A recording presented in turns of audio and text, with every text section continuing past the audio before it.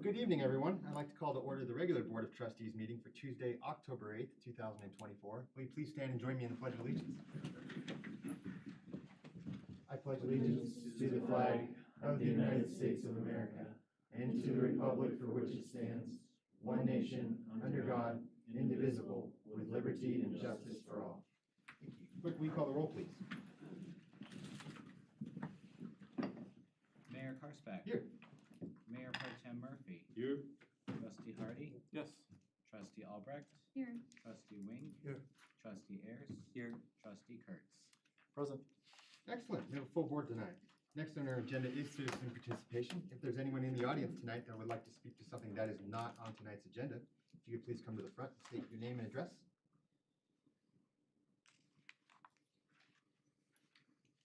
Thank you very much. We have no one signed up. So we'll move on now to consent. Would trustees like anything removed from consent?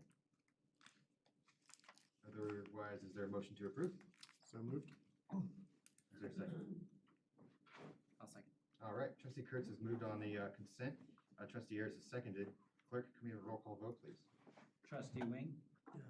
Trustee Hardy. Yes. Trustee Ayers. Yes. Mayor Pro Tem Murphy. Yes. Trustee Albrecht. Yes. Trustee Kurtz. Yes. Mayor Karspeck. Yes, all right, consent has been approved. If we move on to our regular agenda, and we'll start off with the Tree Advisory Committee Annual Update. And we have our town forester in the audience tonight. Are you gonna kick it off, I'm guessing? Guess my chair is not yet arrived. Okay, well, we could either reorient it and put you after all this budget stuff, or if you wanna just start it, maybe she'll show up, or Yeah. you'll, See if she shows up, I guess. okay, I'll double check she got the right date. okay. Does that work with everyone? If we Yeah, just- if that's okay with you guys, we'll just go on, we can flip the items on the agenda. Let's do it. Okay, we'll move on now to our final agenda item, which is the draft 2025 annual budget presentation. We have our financial director here, Cindy Leach. Administrator Kirk, do you want me to hand it over to you? And in fact, I'll go ahead and address this, and Cindy is here for questions as needed. As you may recall, we've done this the last several years. We have a statutory requirement to present a draft budget to you by October 15th of each year. That date is typically a little early for us. We don't start department budget meetings until the next few weeks. So what we do as we prepare the draft budget is we do some initial projections based purely on some percentage increases in both revenue and expense as a starting place, driven largely by inflation. And then we ask department heads for some personnel needs and then any existing capital projects that we know we need. There's a lot of refinement that goes on between this point and when we bring you the full budget presentation in November, where we'll spend a couple of hours going through every department, each capital project, each personnel request, kind of total top and bottom lines. And so this is highly preliminary. What you'll see if you've been through the document that was included in your packet, that draft budget, our general fund is operationally right at kind of net as some in those kind of initial projections. What I think we'll see as we go forward is we'll make some adjustments in revenue based on financial forecasts that we review, which will likely end up with slightly higher revenue, and then we'll be challenging each of our departments to cut expenses this year. We've done that pretty consistently. We want to be able to have money to spend on capital projects and needed personnel. So where we can save funds, we will. Our target this year will be 3% from each budget. What can we kind of save? 3%, not increase, 3% cut. Yeah. Okay. That as a goal anyway, that's kind of where we'll be focused. And so we'll do that through each fund. The general fund, as you know, is our streets, parks, recreation, general government, planning, economic development, community outreach. It's a lot of what we do. And then we have our special funds like utilities.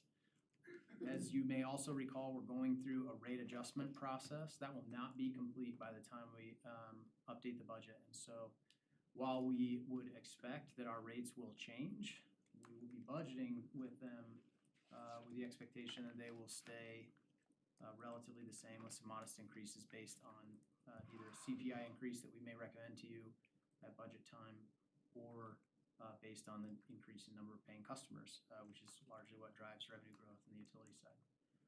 So you'll see some of those changes as well. Most of the capital projects that we've discussed are already included in this draft budget as a starting place. There are some that we are working on that we still need to figure out how to fund. Some good examples, the water reclamation facility, we'll be bringing you a comprehensive kind of, our next meeting in October will be heavily focused on utilities. We've talked about that already, but the initial expense was included in our draft, and it puts our utility fund in the negative, so that's not gonna work. So we've gotta work through how we're gonna do that, either through a combination of financing or a more heavy reliance on capital investment fees. Those are all the kinds of things we're gonna try to balance out the next 4 weeks or so before we bring you this comprehensive budget package. So I'm happy to go through any questions that you might have now, or address anything that you say, hey, just wanna make sure this is included in the budget. But I don't think it's, as we've done in the past, there's not a lot of value in going through this in real heavy detail, because it's still, from my perspective, it's kind of 15% done. And so there's a whole lot that's gonna need to go into this before we bring you a final version. I know Trustee Wing had a question, or Trustee Kirk. Just a couple, real high level, on the revenue side, and I'm sure you have quick answers for these, but on the revenue side, the big miss is those transfer fees going from almost 5 million to 500. Could you, everyone else may know, but could you just explain Sure. what happens there? Yeah, so that transfer in, that big revenue boost was taking all the money that we had budgeted for Town Park. We budgeted that in several different funds, right? And we do that typically in really large capital projects like that, where we're taking some from, like our 1% funds and our parks and open space development fees and things like that. All that is combining that all into one place. So we accounted for all the expense in the general fund, and we just needed to move all that money that we budgeted into one place. So it is a large transfer in, and that's all from other funds. But that's to make the general fund whole where all the expense came from. And most of it was the park? It was almost exclusively. yeah. Okay, and then on the expense side, I just see the capital projects, and again, you may have, where that's a pretty big delta as well. It kind of accounts for the whole difference. So again, is there, where to find that line? But capital projects, so it goes from almost 12 million to 2.5. What line is that? But beneath the operating expense, it's actually not a line number, but it's called total capital projects. And just to have budgeted so much in '24 and then so little in '25, and I wonder, is that an anomaly? Is that the norm? Was last year, a big one, and next year's a small one, or? Yeah, it's really the latter. So a lot of that's just driven by the capital projects that we have planned and approved. What we budgeted for last year and what we paid for, so a big part of that capital expense is Town Park. And so that was, $5.8 million, whatever total expense. And so that's what that transfer in is covering, that large expense for capital. The other big piece of that capital expenditure was budget for 3rd Street in Massachusetts. We've been working on that design for a while. We've kind of tentatively planned ARPA funds to do that, but we didn't end up spending any of that money this year. We're not in a place to go to construction. We don't want to tear it up in the wintertime. So that project was budgeted. That's something we're going to talk to you about at the our big budget meeting in November, about how we prioritize those funds. So we've set those aside for 3rd Street in Massachusetts, at least in this current year budget. And then we'll need to decide, do we want to roll those over for that project, or do we want to pivot and use those funds for something else that we've discussed previously, and we may want to prioritize over that project. And the estimate column right now shows that you're gonna use most of that. That's right. But when we get to our actuals, it sounds like, based on what you just said, that estimate number is gonna go down significantly. Is that an accurate statement? It's likely to go to 0 for that Okay. particular line item. So, and that's what we do at that mid-year budget adjustment. So at the end of the year, we're always a few months behind closing out, because we get revenue 2 months behind, right? So we'll get December's revenue in February of next year, and then we'll be closing out all the invoices from the prior fiscal year. We'll close out all the financials from 2024, and then when we do the mid-year budget adjustment in 2025, we'll come and recommend to you, should we carry this, if we haven't made the decision already during the annual budget meeting, should we carry this money over into 2025, and to cover expense we have occurring that didn't get spent, or are we gonna reduce that line item to zero? So I think we'll make, at least, I hope we'll make that specific decision in November of this year, but there are some items where like, we may have $50,000 budgeted for something. A good example might be, our facade grant program. So let's say we budget $50,000 for a facade grant program. We only end up issuing $30,000 in facade grants. There's 20,000 of that left at the end of the year. We have to decide whether or not we want to roll that over, and we typically do that at mid-year. If we're gonna have additional expense. Or we may just choose not to roll that over, and that will kind of remain in the pot. So that capital projects line is probably kind of coming in around $10 million favorable to budget. It will this year, but if we still plan to do that project, it's really just rolling that money into next fiscal year. Thank you. Yeah, good questions. Trustee Griggs? Yeah, no, I totally understand this draft, and I guess I maybe had two requests for when this comes back.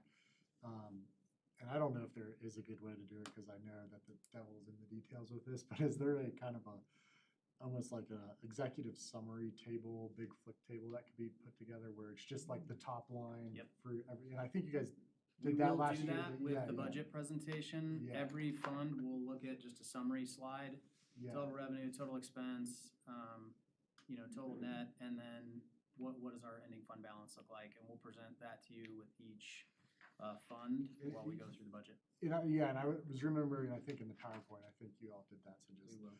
Yeah, and then, it may be just a suggestion, but, since it was kind of my first round of like sitting through strategy sessions and identifying kind of, I guess, priority projects, maybe just highlighting where those landed. If they landed, maybe they're delayed till 2026. No, they will certainly be outlined, and so from just kind of a high-level perspective, the way that we've presented the budget, really every year since I've been here, we'll look first at funding our existing services.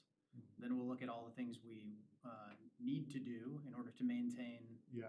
service quality with growth, and then we'll look at all the stuff we want to do. So we'll kind of present it to you in that order, fund by fund. And then the things that we want to do, we typically break into people, projects, and priorities. And so the board's priorities will be identified in each fund where they land, if they land in different funds than the general fund. And we'll walk you through each one of those items during the budget process.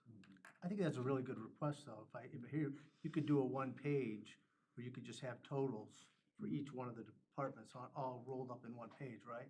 Yeah, so, and actually, if you look at so there is not a summary sheet included in this worksheet that you're talking about. We will provide you with those summaries when we do the budget. Cool. If you look at each fund, they're all there in the bold, really. So like as a good example, maybe I'll just pull it up on the screen on the laptop, because it might make it easier to explain. We do have the budget pulled up here. Sometimes it's a little easier to present from down here, if that's okay. Chris, it should be minimized. She'll need to close out the presentation. I That's will do that. Here we go. So, Cindy, if I start to go sideways, please save me from myself. To full screen mode, make it a little easier for everybody to see. So, I'll just skip to one of the shorter funds. The general fund, as you know, incorporates a lot of different departments. So our fund number is 11, and each department has its own number. Capital is always at the end, but there's 14 total funds. If you look at engineering, it's 11-14 departments. 15 actually, if you count contributions. But here's water fund source of supply, because this all fits on one page. It's probably the easiest to explain. So if you look here, we have our beginning fund balance at the top. So if you just want to look at it kind of in summary, just look for the bold. So we have our beginning fund balance, or estimated beginning fund balance. We have our total revenue here. So in this water fund source of supply, this is what we buy new raw water resources with and develop those water resources into fully consumable water. But, oops, sorry, I pushed the wrong button. So we've got total revenue, then we have total expense, and then we have the ending fund balance. So you can see there isn't like There's not a net gain or loss here outlined, but it's pretty obvious to see. I hope you have a net, you have a beginning fund balance, $2.5 million total revenue, $7.5 million in planned expenditure, the vast majority of which is water purchases. And we always have a large line item for water purchases. Sometimes we reach that, sometimes we don't. Sometimes we need to spend over that and we come to you and ask for a supplement. But this is really mostly a capital fund designed just to purchase raw water and then develop those resources either through storage or water court cases. And then the difference here, obviously there's kind of a negative $4.8 million difference, and you see that reflected in the ending fund balance between 24 and 25. So if you think about it in summary, if you look at each one of these funds, just look at the bold, but we will present it to you in one sheet during the budget presentation. So it's just an easy, quick reference.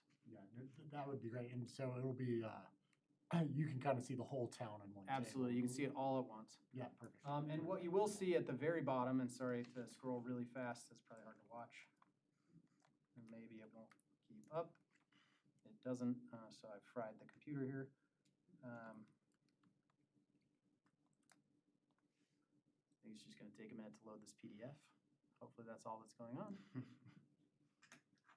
But on the last sheet of the budget, you'll also see everything in total. And I'll explain some of what's on the last sheet of that budget, and that will kind of help prepare you for as you look at our, Just click on the AI assistant. That'll help you. It should. I'm just kidding. Christian, I'm just gonna close and reopen. Is it on the desktop perhaps? Let's see. We have it on the, oh, It's in the agenda too. oh, yeah, it's on the stick. Here we go. That's why I didn't want to participate. Let me get out of your way, make that easier. Sorry. No, quick, Chris, why do the COP numbers on the rec, I mean, they're going up very smallly, but is that part of the loan that they That go up? was the payment schedule that was outlined in the COP issuance. So Okay, there's a slight increase each year Okay. in payment. Not bad, but. And those deals are structured that way because they know that your revenue is gonna increase annually, or they expect your revenue to increase annually, so they structure the payments so that your payments get larger over the course of the repayment period. So that is what that is. Okay, now we're back. I've heard it called debt sculpting. So this very last slide here, or the very last page in the budget, this is all funds aggregated together. So if you look at 2025, the purple, you'll see the total beginning balance across all funds, estimated total beginning fund balance. Our actual fund balance is higher than this right now. As we go through the end of the year, it may be higher or lower than that 106. It will actually be higher, I can guarantee that, because we have some multi-million-dollar capital projects that we will not be able to initiate this year, that 3rd Street in Massachusetts being one of those primary ones. So we'll have our beginning fund balance for 2025. We've got total revenue across all funds currently estimated at 41 million. You can see that's significantly lower than last year. Some of that is other intergovernmental revenue that comes through grants or other things. So sometimes you'll see a big spike in revenue associated with some large grant payments that we receive that might not be normal operating revenues. And some of that is just ultra conservative estimations early in the process. So then we've got total expenditure, and where you see that major difference in revenue and expense, those are all capital projects. So we have not in the past, and I have no intention of bringing you this year an operationally unbalanced budget. But where you see expense exceeding revenue, that's us spending money that we have saved in the bank to build or buy things that we have planned. So operationally, we will not bring you an unbalanced budget. At least that's always our goal, and we haven't done that before. Again, I don't plan to do that this year. But we will plan to spend money that we've saved in the bank to execute some major purchases and capital projects. On that comment, on 2024 budget, your expenses exceed your revenue. So when you say you haven't done a balanced budget, how does that play into that Yeah, scenario? so maybe the easiest way to explain it is with our general fund. So, and I'll go back to the top here in just a minute maybe and explain that. I'll finish walking through this, and then if you have any questions, I'm happy to go through that. So this is kind of all funds total in summary, right? And then what you see down here is single-family building permits. So a lot of our revenue numbers are based on this, and then there are multipliers for. So if we're going to issue 250 single-family building permits, as an example, and we know that our and it's not $3,000, but our park development fee is roughly $3,000, but for easy math. Then as we budget, we take 250 permits as our estimate, we multiply that by 3,000, that gives us our revenue in our impact fee account, right? It's pretty simple math. But that building permit number impacts permit revenue, inspection revenue, use tax associated with building permits is identified as a separate revenue source, all of our impact fee accounts, including sale of water and all those things. So just as a side note, when you look at that very last line in the budget, that building permit number, that has a fairly significant impact on our budget. Like if I increased that to 300, you might see a fairly significant spike in revenue in every fund. And so we try to be very conservative in that. In 2023, we issued fewer than we estimated, but we had so many other permit issuances, commercial and other things, that actually ends up being more revenue than we planned. But just as from a maybe educational standpoint, if we haven't been over that before, that is has a significant impact on revenue projections. So I'm sorry to, again, scroll so quickly here, but if we come back to the top, in answer to your question, Trustee Wing, what you'll see, and we identify this separately on purpose. So we have operating revenues, and these are all the revenues that are associated with the general fund. That's, oops, I keep accidentally touching the wrong button. We have property and sales taxes being our primary revenue source for the general fund. We've got licenses and permits, intergovernmental revenue, that might be from other state or federal agencies. Charges for services, so in our recreation, like that might be the fees that we charge for rec programs, right? That's our fees for services. Fines and forfeits, those are associated with municipal court primarily. Interest and fee revenue, that's interest that we make on investing our reserves. We've got transfers in, those are from other departments. So again, in 2024, you see that really large transfer in. That's almost exclusively capital funds to support town park, but it also includes transfers in from enterprise funds to cover overhead expenses for those funds. So our water and sewer utilities don't have their own finance team, for instance. Cindy and her finance team are the finance department for the enterprise funds, so they get charged through transfers. They pay the general fund for Cindy's time, if that makes sense. So that's where some of those transfers are. Building fees, again, that's associated with building permit issuance and the fees that are paid. Planning fees, same thing for planning applications. And then the town hall lease income, that's from leases we have here at this building, and that helps primarily pay our association dues that funds landscape maintenance. But anyway, so we have all these operating revenues, and those are our ongoing revenues that are not one-time revenues associated with capital expansion, right? Our impact fees are captured in other accounts, and they're accounted for and spent on very specific purposes. So this is a kind of our operating money in the general fund. On the expense side, we have the same thing. These are our kind of annual expenses. And so you'll see operating revenues, and then you'll see operating expenses. Then you'll see capital called out separately. And that capital, so we would expect that our operating revenues and our operating expenses are balanced. Right now, they're not, within like $9,000 of each other. We'll fix that, and we would expect to bring you a budget with an operating surplus.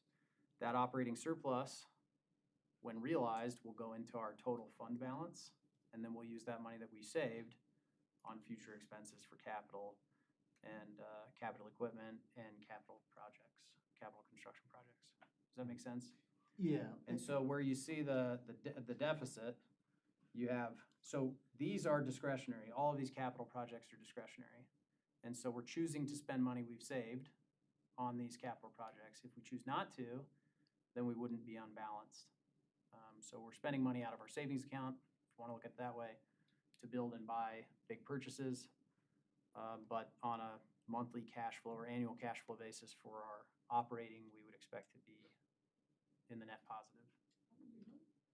It's just got a delta of about 34 million right Yep. now, and that's your draft, so And obviously. that's 100% driven by capital purchases. So you got a lot of- Capital, yeah, so we have some major construction projects planned, both on the park side, right?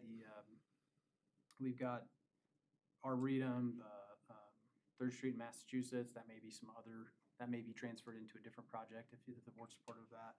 We've got open space acquisitions, we've got major water purchases, we have a whole host of those types of, major utility projects that are in the $20+ million range. So, a big part of what you're seeing, actually all of that delta is major construction or capital purchases. But when you say it's gonna be a balanced budget, you have to account for that, right? So I'm saying you don't think you're gonna shore up that 35 million between now and, I absolutely do. oh, I'm going to suggest to you that we spend the cash that we've saved on those major capital purchases. Those are largely discretionary. We don't have to buy open space. We don't have to build improvements downtown. Operationally, we will be balanced in terms of the money coming in and the money going out to operate the town. And where that delta is will be discretionary capital purchases or construction projects. you think a big piece of that will be the rollover from 24 into 25? Yes, I would expect that a lot of that will get rolled over Okay. from prior And years. we've got plenty of cash too. Yeah, I mean, that's the idea. We don't save money just to hoard money, right? I mean, it's taxpayer dollars. We want to turn that around and put it back into the community and to needed assets and needed improvements. And so this year, we just are planning for a significant outlay of capital that we haven't done in the last several years, not to that extent. And every year for the last several years, we've proposed a fairly significant capital expense. So where it looks like we're unbalanced and where we're spending down reserves, but that's intentional, that's what we saved that for, was to spend it on those big capital assets or construction projects. Thank you. I do have a question about the emergency reserves line, and I've noticed that we're not putting anything into a designated emergency reserves fund, but we have we carry a lot over year to year in the general fund. So I'm wondering if there should be something that's designated there that doesn't get touched, that remains. I know like the city of Loveland has had to use theirs when they had major flooding or major incidents that have happened that they tapped into their reserves. So there's kind of two different ways to look at that. There are kind of restricted emergency reserves that can only be spent in an emergency capacity on some emergency authorization from the town board. And then there's just our total reserve balance. And so our approach has been, so we have to identify a minimum emergency reserve under state statute. That's what's identified here. That's why it's identified kind of separately as a line item to say, this is the minimum the state requires. Every community is a little bit different. Some require a minimum ending fund balance of that's, 3 months worth of expenses, as an example. You can see that we have more than a year's worth of expenses in the bank. So we're in a really good cash position with what we have in reserve, which is why we don't restrict them as emergency reserves. We could restrict them as emergency reserves, but we don't have any of these currently allocated for future expenses outside of what's, identified in the current year budget. And so we would expect to carry a pretty significant reserve balance that would cover us in an emergency. You budget for it, you budgeted 700,000 for it, and then if it's not used, it shows up as 0 under the actuals, right? Uh-huh. Yeah.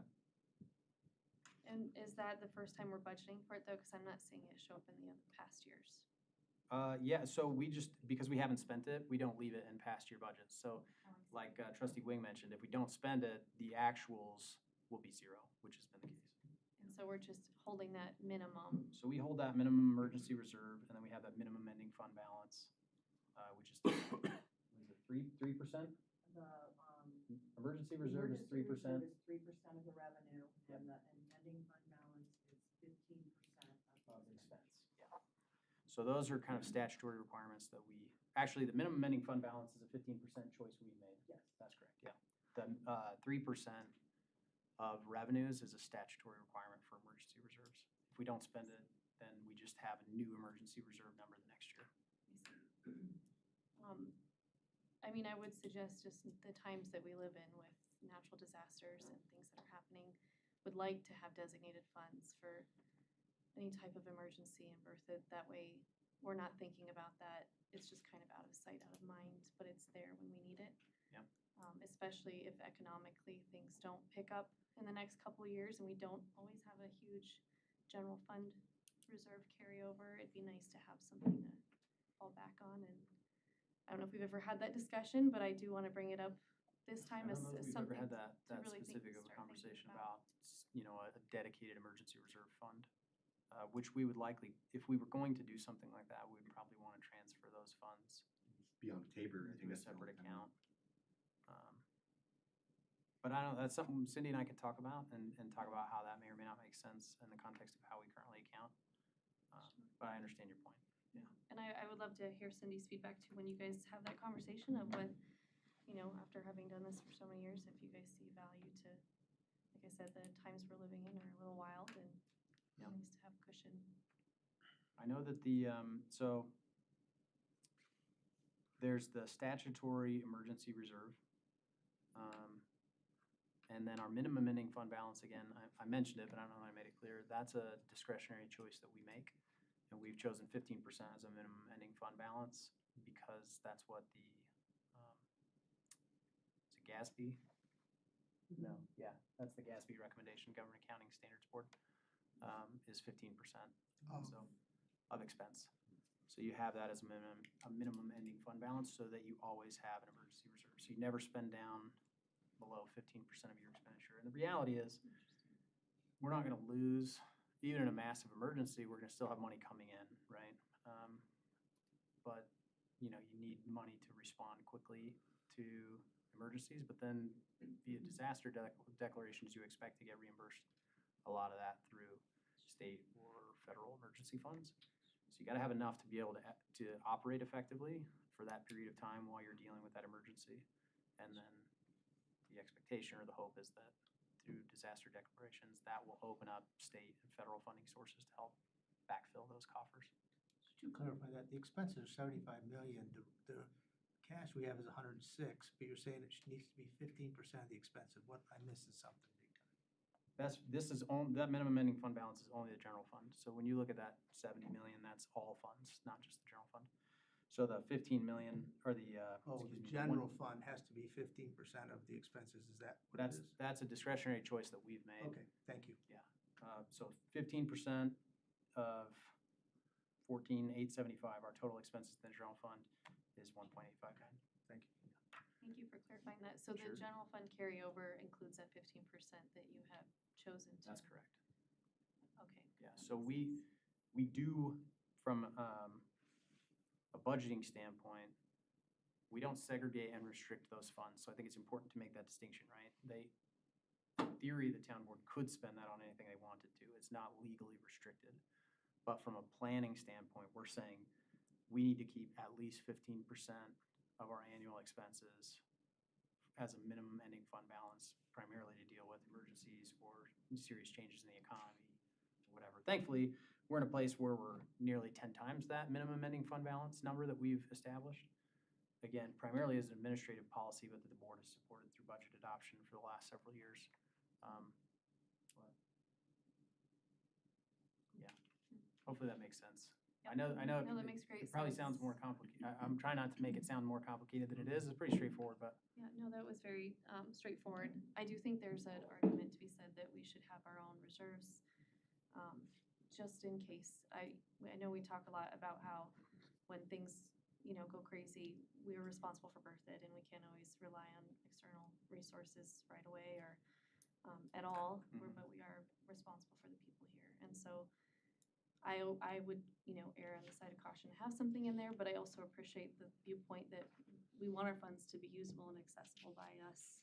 And I will say, I think, if you look at it from kind of a personal budgeting standpoint, because that's the easiest way, I think, to kind of look at it, right? whatever, Dave Ramsey's recommendation, 6 months of salary in the bank, right, in the savings account. So let's say that was our minimum ending fund balance. That's what we were targeting. If you took a portion of that and put it in a safe and you were only allowed to use it in the event that a natural disaster happened, that would be restricted emergency funds, right? You had to get somebody else's approval to get into that safe to use that for only emergency purposes. That would reduce the amount that you have in your savings account, but you'd always have that in case something really bad happened. That would be like a restricted emergency fund. That's not what we have now. So instead, we just kind of have that 6 months in the bank. We can use that in emergencies. We're carrying a large balance to cover us in an emergency, but it's not restricted only to that.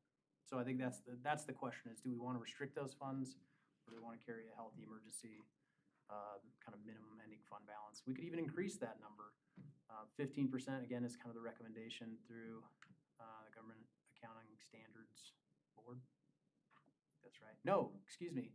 It's not GASB that makes that recommendation, although I think they have a similar one. It's the American Finance Officers Association that recommends 15%. I think I'm right about that. But in any case, that's kind of the industry standard is 15%. But there are some communities that have 20 or 25 as their minimum ending fund balance, and some carry 10 or 5% because they don't care what the industry standard is. For us, again, we're fortunate that we have a very healthy reserve. That's 120% or 100% or more of expense, and so, excuse me. Again, I think it's just a question of whether or not we want to try to restrict those funds. Ultimately, they're only restricted in the sense that you're the ones that make the decision about them being restricted, and you're the ones that could make the decision to spend them on something else. So they're only restricted to the extent that you don't want to spend them on something else anyway. Just to be clear, you've set 760,000 aside in the budget, so you've already built it into the financials, the numbers, that we have 700 and X plus for emergency reserves, right? And that's. We do have emergency reserves identified in the budget. Yeah. Yeah. And then the question is it enough? And then, I think there's some discretion there. I think we're fortunate we have a very healthy reserve in all of our funds and all the ones that we would ever need to rely on in a disaster. And so I think we're in good shape. But again, the question is, do you want to restrict yourselves from spending that money? Because you could also just unrestrict yourselves in the case where you decide you want to spend. Does that make sense? It's not because it's not like a statutory requirement. This is a discretionary choice that you're making. Yeah. If you didn't have a strong beginning fund balance, then I certainly could, then it'd be really, let's be conservative, let's look at that. But man, you're in such good shape. And I think that's the really important piece. If we were in a condition where, let's say, our ending fund balance was $750,000. Right. One, we wouldn't be spending money on capital like we are now, and two, we would want to be ultra conservative in the way that we approach expenses. We'd be talking about cutting a lot of the things that we're even doing now operationally. There's services that we'd cut and all kinds of stuff. We're just fortunate we're not in that spot. Nice job. Great, awesome. Any other high-level questions? It's a great time to have these kind of conversations. We'll cover a lot of this when we do budget. And Do we we'll have a spend line as much item time for going on as you want. EV charging? We have in the past. We do not have something budgeted this year. Yeah, I'm looking, sorry, not for new EVs, but just for the fee that we charge on them? No. That's what I meant, okay. I mean, it might be something to look into as this thing grows. I'm just noticing it's harder for me to find a charger, so that's a good thing as far as if we're collecting fees off of that. In terms of revenue. Revenue. Oh, yes, we do collect revenue from our charging stations, and it is identified. It's identified? Okay. Yeah, there is a It is? line Okay, item. great. I'm sorry, I thought you were talking about expenses. No, That's no, my no. fault. And it's kind of related, but I think one day we might just might want to take that over. And can we charge a fee on any EV charger, or is it only the ones we own? Only the ones that, well, I'm not sure. Right, yeah. That area is a little in flux, Okay. but I think right now it's on those that you own. Okay. Not to say that there probably haven't been some deals made, but usually the ones I see are the jurisdictions so eager to get the vendor to bring the stations in that they they're not charging them. Okay, And you can't collect some percentage of their profit just a flat. because you just have to have a flat fee. Okay. Because that's a constitutional issue. You Okay. can't be a partner with Oh, them. okay. I was thinking like almost treat it like utility, because it's just hard for me to find a spot, and it's a good thing as Yeah. far as the town, maybe be thinking going forward, might be good to have, it sounds like we have a line item, so I'm answering my own question. We do, so the stations that we own, it's here in the general fund revenues, it's, I just had it here, it's 4653 right here, electric vehicle charging fees. So this is where we account for the revenue associated with All right, not much now, the but EV okay. charging stations that we own, and that's primarily, the town hall ones really just are operational, fully operational this week. That's a long story, I'm sure Clerk Schmore would love to tell you sometime. Yeah, I like the well, it's free, so. So he's really happy after 9 months of paying Yeah. to get that finished. Congratulations. So most of where you see the EV charging fees is the rec center. Yeah. Those are our heavily used ones. Cool. So there's a lot of other EV charging stations in town now because of our private development requirements, so. Right. um, These are kind of related. These are just, the fast chargers are the ones that I'm always desperate when I need them, and then I'll pay whatever, right? Right. To see the rec center fee on that, to me, is a good thing. So if we could take those over, and if there's a future gas station, just say you could put a spot, we'll put it in through a grant, and we run it, then we might get some revenue off that going forward, if Mhm. that's illegal. Yeah, we can, and what we charge is basically the cost of the power, Oh, we don't, okay. plus a small fee associated with, paying for the software and admin and all that stuff. So we don't use it like a revenue source like you might, and most of that's just to get people to use them, right? With these fast chargers, you're a little desperate, so it might be a little different strategy, and. As a kind of a premium fee, so to speak. Right, and we put it back into something related. I don't know, or just to put it Or into even the into streets more budget. stations or Yeah. whatever. Yeah, okay, just a thought. Yeah, good question. You're not on board with that, are you? Well, I mean, yeah, there's some pretty significant law with regard to what a fee means. And if Fee you value, don't okay. use it the way it's supposed to be used, then it's a tax. So you have to be very careful on how you use a fee. Okay. And we have that important bag fee case that the Supreme Court decided, which said, when you're collecting these fees, you have to use them to defray the expenses of what it is you are collecting them for. Okay, So- all right, well, that answers. And that's why our current EV fees are power costs with some admin and software expense. Okay. That was it? Other questions? Not really a profit center. Right. I wanted to become our own utility, but. All right. Looks like we're good on that. Very good. Thank you for all this work. Look forward to November and a more in-depth discussion, but appreciate all the work on this. Thank you. Very, very good. Thank you to Cindy. She's the one that does all the hard work, so go Always awesome when it's healthy like this. ahead and turn this back on here. All right. Well, thank you. We'll move on to our Tree Advisory Committee annual update. Looks like we're fully ready for presentation. Cindy, do we need a motion on the draft budget? Or is it? No, we just needed to present it. Yeah. Oh, shoot, thanks. No, we're good. Sorry. Sorry, I didn't mean to interrupt you. It says move to schedule a public hearing. We don't need to. You can, yeah, that would be Yeah. appropriate. All right, does anyone want to just read off number 3 there? Move to schedule a public hearing? I will move to schedule a public hearing on December 10th, 24 at the hour of 6:30 or as soon thereafter as practicable to consider the adoption of the 2025 annual budget and associated ordinances for the town of Berthoud and to direct staff to publish a notice for the same in accordance with the local government budget law of Colorado. Thank you. Is there a second? Second. All right, trustee Wing has moved on this draft 2025 annual budget. Trustee Hardy seconded. Clerk, can we have a roll call vote, please? Trustee Hardy? Yes. Mayor Pro Tem Murphy? Yes. Trustee Wing? Yes. Trustee Kurtz? Yes. Trustee Albrecht? Yes. Trustee Ayers? Yes. Mayor Horseback? Yes, all right, unanimous approval on that. Okay, we're the Tree Advisory Committee. Welcome. Thank you for coming out tonight. Look forward to it.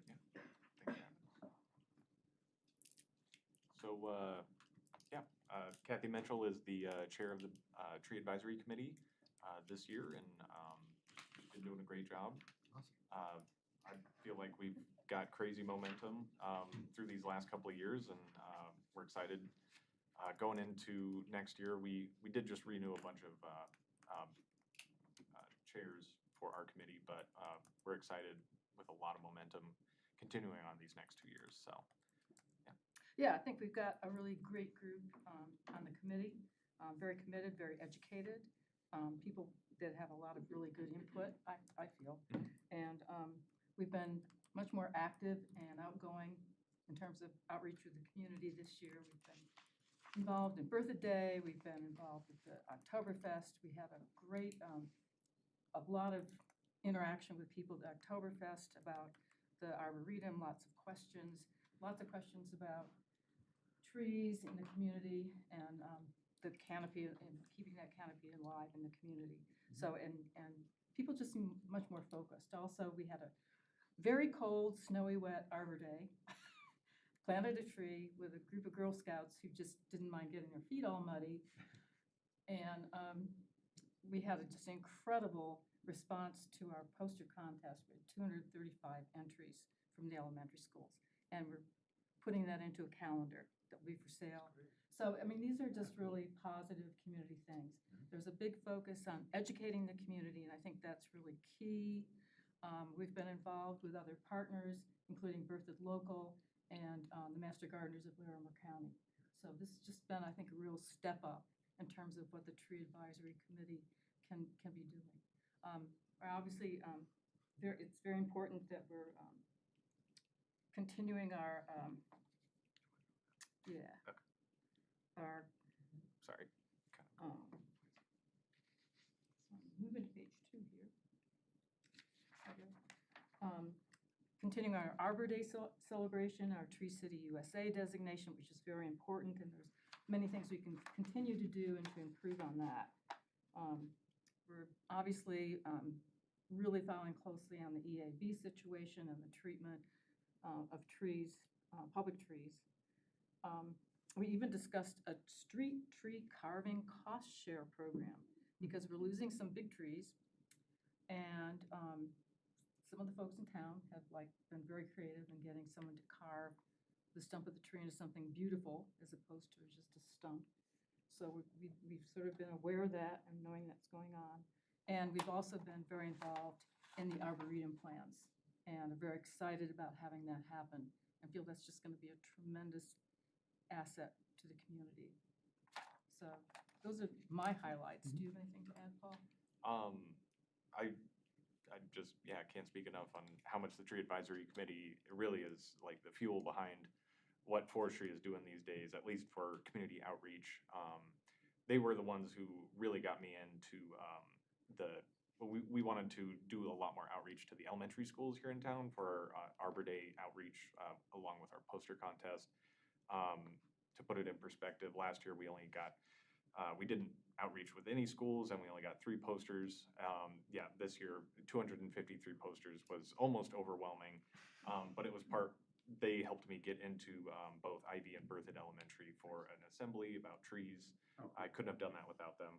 Full-blown assembly? Yeah. Nice. With And third, he fourth. said he doesn't mind speaking at the committee, but he was really Yeah. in terror of No all these kidding. elementary school kids. Yes, I So- I took know some in the past, adjustment. you'd be lucky to get into a classroom, at least before this, so having a whole assembly off of that's Yeah. great. Both schools were extremely accommodating, and I think that, it was a good relationship that we formed. So both said they'd love to have me back, make it probably an annual thing from here on out. And, even the kids were so excited about this poster contest. So I hope it carries on a bit of a legacy after here, and hopefully every kid's excited. And then this was designed by the Tree Advisory Committee last year, but going off this, definitely we've touched on social media and public events. We have been engaging in those pretty heavily, but I will say with going forward, we're going to try to get more into print and email. Like I said, or like Kathy said, we're going to try to work these poster submissions into a calendar that has tree care tips, how to reach out, just kind of a one-stop for tree care, as well as being a handy calendar and showing off the kids' artwork.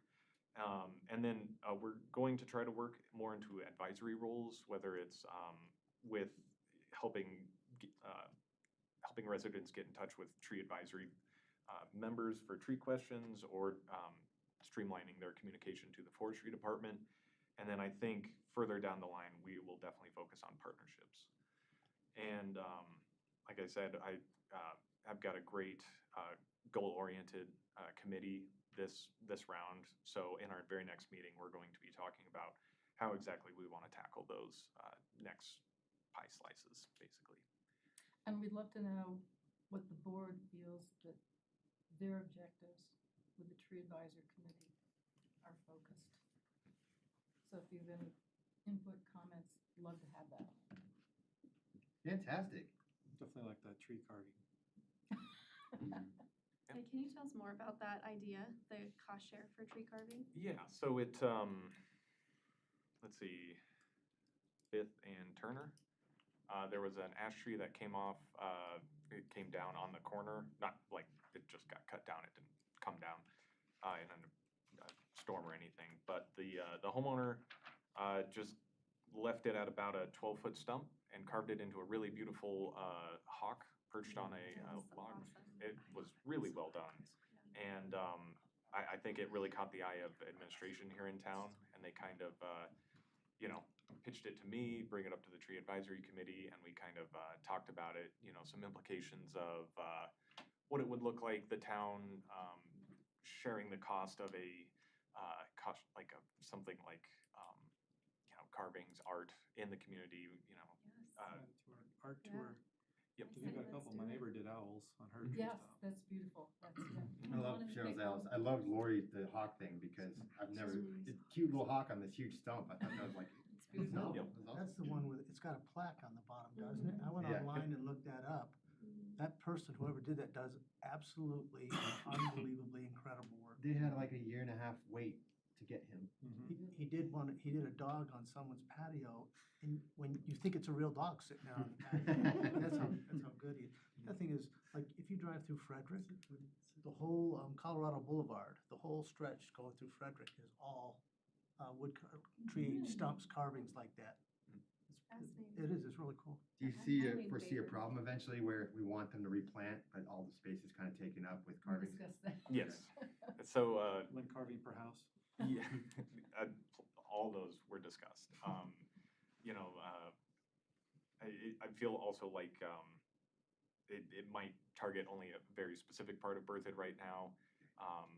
Doesn't really represent like most of Berthoud, where we're still looking at young trees and all that. And it's definitely a really awesome outcome for like a dead mature tree, but it would also be nice to focus on promoting keeping those trees healthy just as much as any kind of after mortality. And you're always talking about historic stuff too. You could do historic images on things like Yeah, that. that's what I was thinking, is it is preserving something historic, and, because it's sad when those big ones come down. I mean, it's heartbreaking, but we do want to encourage replanting, like Will was saying. But I do think if there was a cost share, I think that would be an amazing opportunity. Yeah, for versus just a residents. stump. 'Cause- Especially in the old town where all those trees are gonna start dying. Right. We could Right, have right. something in its place that, Kind of like honors the the. old Indian that was in love with for so many years and keeps getting moved around and struck by lightning and. Do we have a stump grinder? Yeah, our department does. We do? Yes. Okay, good. I guess another, thing we just talked about was what if the house moves owners and the new people don't want the statue? Would the town remove it and it's town property and we could, move it wherever we want? We talked about a lot of implications of a program like that. That's a good And, question, yeah. Yeah. That's something I wanted to do, like, I used to do the snow carving stuff. And then I saw that Frederick Firestone does the wood carving. It's like, oh, we should do a wood carving to complement the snow sculpting. Yeah.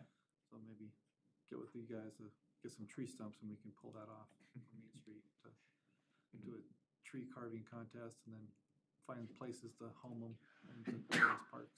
Yeah. Thank you. I could definitely start to hammer out a more complete draft with feedback from the tree advisory committee, and hopefully have that ready.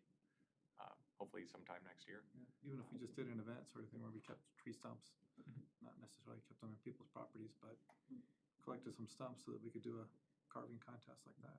Yeah. I love your guys' YouTube ad. I got a push notification, so I clicked on it and started listening in. You guys really do have very healthy, a lot of conversation in your meetings, so it was good to have that ability from my house to just like kind of look at the slides and stuff, so I love it that you guys are on YouTube. Been working on that. Thank you, Christian. And I want to give you kudos for the school presentation.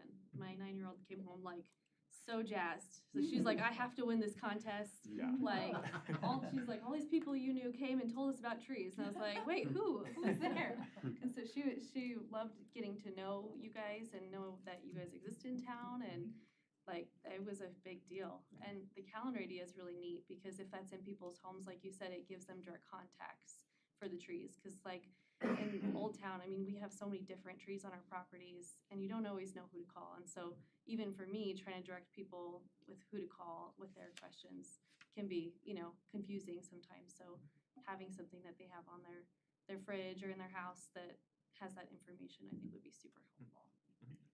I have one thing to bring up, and I know this has been brought up the previous tree, never really had a resolution on it, but when we plant stuff on Main Street, so right now across from Fickle, there's a bunch of dead ones, and that homeowner knows about it, it just, nothing happened, and since the irrigation's on them, and they're not doing anything, they just die. It's hard, has there been any discussion about just on Main, the town kind of taking over some of these, so that at least they got the first 10 years or something, get some water? Yeah, we've talked about it more in actually the downtown part of Main Street. Yeah. More near like 3rd to 5th, that area. But but more towards like actually places where there's real right of ways. We've also gotten interest in what we can do to start a canopy and get that overarching look over mountain. We would just have to make sure it's okay that we like fully take on that. And it's a lot of work. I could understand. I know that when those trees went out across from Fickle, there's a big push to get new ones in there, which we did successfully, or the board did, the tree board. But then, of course, the first ones weren't being maintained, so we put in new trees, and then those aren't being maintained. So we're back at, so I'm glad that that's kind of a conversation. It's a new step to try to take on that level of commitment, but I think it'll pay off if we can irrigate them. Yeah. Especially if you're driving around your mule, that's a lot of work. Yeah. Anything else? You guys rock. Thank you. Thank you. Thank you. Appreciate it, Chair Mitchell and Forster Furnace. That concludes. Did you, anything to add? Being an awesome liaison, thank you. Okay. These guys are great. Okay, that concludes our regular meeting tonight. We can just go right on to reports here. We'll start off, I'll just go down the list here. So start off with Trustee Hardy, then we'll go right. Trustee Hardy? One thing I've got is I got an email earlier today about concern of someone camping in Fickle Park. Yep. So I don't know what we can do. I know we got that letter from them, what is it, about homeless laws and things like that. I just talked to Chief too, if he could come up, if you could answer that too. Yeah, just vagrancy in general and then kind of camping at town park, and because I got a lot too. Just how do we? One included pictures of this girl's homecoming just wrecked by people in the background staring at her that were, pictures were ruined. So we've been getting numerous complaints about homeless people occupying the park during the daytime hours. There's no ordinance or statute that would prevent them from being in those parks during those hours. It's open to the public, so it's open to them during the daytime hours. Short of them pitching a camp or something of those sorts, which would be prohibited by our ordinance. So them occupying the parks during the daytime is something that we simply can't currently enforce because there's nothing to enforce there. Deputies have been asked to patrol the parks on a regular basis at night to try to make sure that they're not camping either in the park areas or in the restrooms. Once restrooms lock at night, it's difficult for us to either tell or not tell if someone's inside those. So try to figure out a way to manage that, but without having a key to access those, we won't be able to check those. So does that start at sunset or at a specific hour that they need to vacate? So the parks close at sunset. They're open from sunrise to sunset. After that point, unless the park has specific hours posted, it should be closed and anybody occupying could be cited. And there's probably no, like at the ACLU, it's hard to differentiate between someone having a picnic and people just camping out there every day. So putting an ordinance in place probably isn't legal, huh? It's going to be something that potentially could run afoul of the ACLU if we start hammering those individuals for something that we're allowing other people to do in the park at the same time. So not something that we probably are interested in. Yeah, and there's one resident said it's trimming up more, but I know they already trimmed up the limbs. I don't know if any more would help, because again, there's nothing we can do, and if you guys are already patrolling at night. So if there is an issue, you made a comment that we're getting a lot of emails too, but not enough phone calls. So it's awesome you guys are doing patrols, but if we hear people saying, just to encourage them to call in too. Yeah, if there's an issue going on that's in violation of our ordinances, especially people in the parks at night that are camping, we would like to have a call to the sheriff's office, so that way we're not receiving email day, 2 days, 3 days later about the incident. At that point, it's all done and over with, and we have no way to investigate and charge anybody for that crime. So I imagine that you're probably allowed to walk through a park, like if you're running or walking after Yeah. dark. But if you see someone sitting at a bench or underneath a tree, that's probably different. Yeah, I mean, if someone's walking through the walking pass, we're certainly not gonna contact them for that. The ordinance, I think, even has an exception for that in there. Yeah, because we just all updated that when Anderson was here. We updated all our park regulations. Yep. Yeah, and the ACLU also came after us about panhandling, so I remember that. Okay. Can I just ask if you, like your perspective, is there anything that we could do from our position to create a community where that's maybe not as, present in Berthoud? Because it hasn't been an issue before, but I suspected it would be an issue at some point. Yeah. Is there anything we can do to decrease that?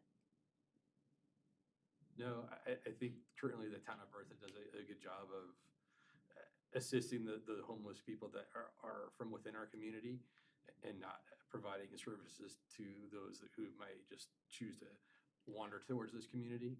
So I think not doing those things like Loveland and Fort Collins isn't attracting additional people to ours, but we're always going to have people transiting through. We are on 3 different highways throughout I-25, 287, and Highway 56 that these people would transit from going from one place to the next. So we will occasionally have those people in town. When the deputies come in contact with them, I've given them the leverage to offer them rides out of town, because if they don't want to be here and we can take them somewhere else, they're not remaining in town, potentially committing a crime somewhere. So we offer them rides somewhere, and if they accept, we provide them a ride. Thank you. Yeah, thanks for doing that, and thanks for the extra patrols. I have one more controversial question that you may not want to answer. So one of the things that I had concerns about with our dark sky ordinance was that it would encourage some of that activity to happen kind of under the cover of night. Do you see that as being something that would, if we had more lighting downtown, would it decrease activity that's going on that could be criminal or just even suspect downtown? Well, the dark sky just Or keeps all anywhere. the lights projecting down. That's what dark sky is. It's not eliminating lighting. It's how the lights Our dark sky projected. ordinance shouldn't impact our ability to light the town or parks. There are places in downtown where it's pretty dark. Very dark, But some we can install places. dark, all of our streetlights downtown are dark sky compliant, and so we can add more. The interior of the parks are unlit in a lot of cases or have very limited lighting. We added quite a bit, like, I don't know if you'll recall, but Town Park used to just have one light stuck to a telephone pole. And so there's significantly more light in Town Park now, as a result of the construction project. And, yeah, I'll let Chief speak to the public safety I'm aspect, just but curious what we have I think in here, what general, your lighted thoughts are. spaces are safer. Yeah, so there are ways to use lighting, architecture, landscaping to decrease crimes. With that said, I don't think there's any significant level of crimes that are occurring under the dark of night in the dark locations in Old Town area. Are there crimes that occur there? Yes, but I don't think it's anything that spending tons of money on adding additional lighting is going to reduce or prevent. So. Okay. I heard a comment today about vagrants kind of camping out outside of town on south of town on First Street down by Little Thompson.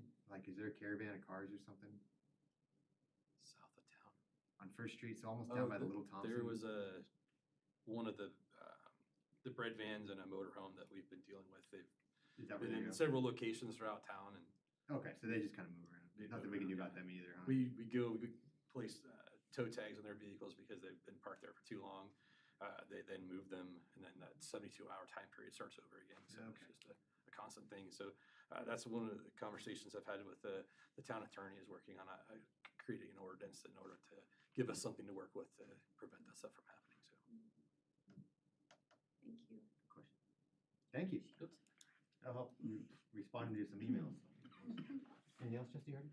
Well, I mean, since we're on the topic of transients, has there ever been a community that's done things like not allowed 24-hour facilities, like 24-hour stations and convenience stores and stuff to help eliminate?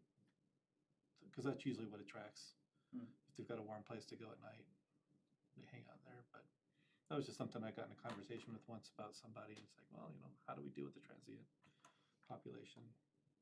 So, because no one really seems to have a good straight answer for it. I don't have any major problems, but I'm also not strictly affected by it either. So, but that can change. But I don't know.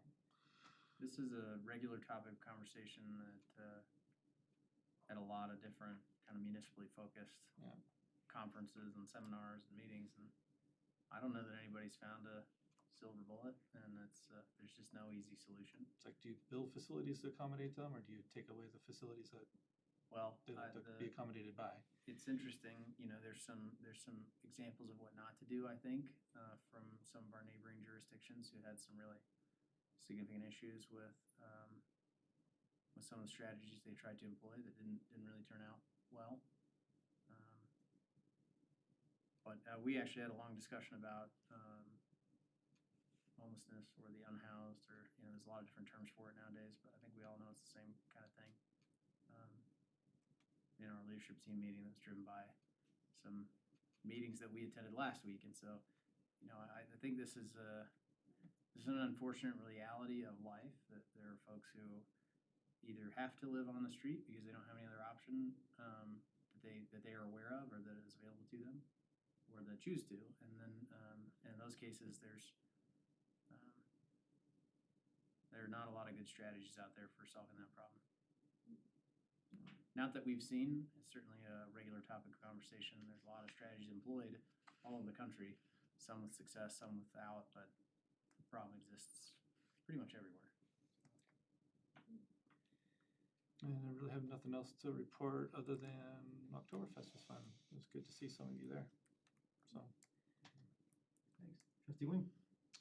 Yeah, Trustee Ayers and I were over the weekend at the sheriff's training on Saturday, and it was outstanding. They did an excellent job, a lot of work, a lot of preparation, excellent presentations, and just the equipment they have and the resources they have. If you've got any doubts about the law enforcement we have, you go to one of those things, and I got to tell you, I left there feeling amazing. Did you get to do the simulator? The simulator? Yeah, where you hold the big guns and you have to go through the scenarios? No. It's an eye-opener. I did. I shot everyone right off the bat, and I realized I'm going to be a terrible cop. I got to go, but Trustee Wing left. Shoot first, ask questions later. The, I think that's no, what they teach you. again, the equipment they have, the armored Sorry, vehicles, everybody. the drones, the dogs, the capacity they have, it was very impressive. So thank you again for that. It's been brought up a couple times about trails, and I was at a meeting last night in my neighborhood, and they made the comment, the developer did, that between Welch and McNeil, the town is responsible for that trail and has done nothing. I don't know if there's a plan. I don't know if we have. I just thought I would bring it up because it seems to be, the residents say they want to go out there and use the trails, and it's closed from like May to August because it's the rookery for the Hurons, but it should be open now, and so anyhow, I thought I would. It's never been open to the public. There are no trails back there. There is a service road. Oh, That's all that exists. Okay. It's never been developed as an open space with trails. That is certainly, I think that was the intent when it was purchased. There are some access issues. We don't own the land adjacent to the road, and so the developer, where that gigantic pile of dirt is, where they've stockpiled soil, is all the developer's property. You have to go through that, or you have to use a handy ditch easement to get through there. for access. The town has some utility facilities back there. One of our pumping stations is back on the peninsula. The Handy Ditch Company does not want anyone anywhere near the reservoir, and so we have to kind of fully fence the whole property. And the peninsula is only, in some areas, it's very narrow. It's not very wide. Okay. It's on Anyway, all it has the some maps. challenges, and it's been talked about a lot. We actually came up with a temporary trailhead facility Okay. concept and talked to the developer about it, and then they started stockpiling dirt right where that temporary trailhead would be. So we could get some leeway. It's probably harder with Handy, but with the developer than if we have, I guess, leverage, right? I think we could, the developer's been willing to work with us in the past. I think the bigger challenge is Handy and keeping people out of the reservoir. We know for a fact that people will jump whatever fence we put in, because they do it at our reservoir, and to go fish and things illegally. And so, yeah, The narrative is just all the trails are done. They've got all these maps. It shows that trail right on there, and they all connect. And so anyhow, well, I'm sure It's we'd not- be happy to partner with the developer if they want to install it. Okay. But they have not built all their Go back trails. on you. There are miles of trails in the Heron Lake subdivision that are not constructed. I'm only bringing it up because the last couple of meetings, it seemed like a hot topic for He said, she said. a few of the folks. Trustee Wynn, can I ask if the sentiment is that Heron Lakes has all of the trails that they were kind of promised in the development? Would you restate that? Like, you were at a neighborhood meeting, so you were saying the sentiment is that all the trails are there except for this one? Is that the sentiment of the residents, or is that what the developer was saying? The developer said it. Okay. But even as you come down to TPC Parkway, there's I don't know when they put it up, I think it was this year, a big sign with all the maps on it, and that one's on it, Yeah, that trail. yeah. And I've always thought to myself, it's kind of a nice loop. I thought I'll check it out, and there's nothing there, so Yeah. anyhow. Yeah. Part of the problem is that can't be a loop. There's nowhere for it to loop to. It would have to go through the Heron Rookery, which we couldn't do, and so it would be an out and back. So that's part of the other challenge, is that there's no loop. And So it sounds like the map's inaccurate. yeah, I don't know what their map looks like, but there's a whole lot of trails that are part of their master plan that are not constructed. So Okay. Picture and The send. other thing, this just came to me as we were talking about light. When you hit the first roundabout by whatever that gas station is, just with all the decorations that were just put up, which is beautiful, the decor, it's lit all around it, are like streetlights. It's very bright. The next one you hit on the east side, I-20, is pitch black. So I don't know if there's plans, if that's coming, or if it was never planned to have lights on that second one. But it can be, it seems like a safety issue at times. It's so dark. there are lights installed on that eastern side. I drove it last night. And so if they're not on, it could be because I think one of those light poles was mowed down by a truck very recently, and so it could be the whole lighting system is down until that's repaired. They weren't working prior to that. The So one- that's something we'll have to. One has half a dozen, the other one, so if they're there, I just didn't see them, but We'll have to touch base with 'Cause it was so CDOT. dark. Those lights are there. They were all installed. So we'll have to reach out to CDOT and understand why they may or may not be on. okay, thanks. It did function for a time. They did, yeah, I know they did, so I don't know why they're off. We'll have to follow up and find out. But thank you for bringing that. I haven't been through there at nighttime recently, so. Awesome. Okay, good, thank you. Trustee Kurtz?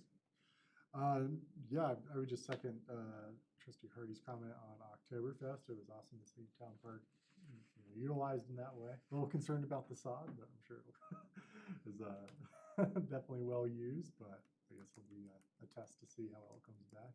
But yeah, just very cool to see that. I don't think I have any other reports. All right. Trustee Albrecht? I was gonna praise the chamber because they did a great job with the event, but I also wanted to ask them to move it back to Fickle because I spent the whole time just chasing kids on the awesome playground. Whereas normally I get to chill on a blanket, at Fickle and have a beer. So Oh. it was a great, idea to have it there, but it was like, if you had kids, you didn't enjoy a bunch of Oktoberfest. Unfortunately, I because think they're gonna plan to have it there again next year. they're not. I think they are going to. Dang it. Wow. I think it actually rivaled Bertha Day in terms of its. I think they collected more in revenue. There was a from this lot than- of, a lot of people there. So I heard initial reports. Well, They're we're in. going to have a different beer drinking festival on the Lawn and Pickle. Not a bad problem. The other thing, the Youth Advisory Committee, that's what I wanted to bring up. I've been talking to them about, how shifting into the advisory committee, and so they're getting an idea of how that's gonna look, and I mentioned that the other committees, it'd be nice if they have interest, if they'd like to be a liaison on the different ones, because I know one of the kiddos is on the port committee, and she had a lot of cool feedback about the Arboretum, so I wanted to bring that to you guys and let you know that she was super excited about what she saw coming into that project, and it's really neat to hear their perspective on everything. I did mention to them, I sent them the plans for the downtown development skate park, and I asked them for their feedback on that.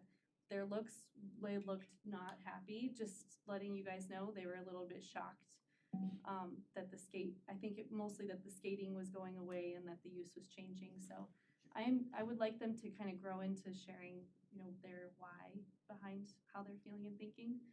And then, what was the other? I mentioned to them our discussion about the pool, and they said they were very excited to hear about that. So, very neat to hear their feedback. And then I just wanted to touch base. I think this might be more appropriate once we've finished budget season and made those determinations, but I would like to see we've talked about this before, running project list on where we are with things, just so we don't have to keep nagging you guys, but like, things like, the new signs in town, or like, I had a whole list of like 15 different things we've talked about that I don't know where we're at, and it would just be nice to see them, and maybe just a note as to what's the most current status of that project. At whatever the most simplest way for you guys, so you don't have to do any crazy Gantt charts if you don't want to. If you want to, that would be amazing, but if you don't have time for that, just a bullet point with updates on here's where all these projects sit currently. would be Yeah, s- and would be we super have that, helpful. we have that smart sheet that we prepared, that we keep pretty well updated. It's got a long list of projects on there.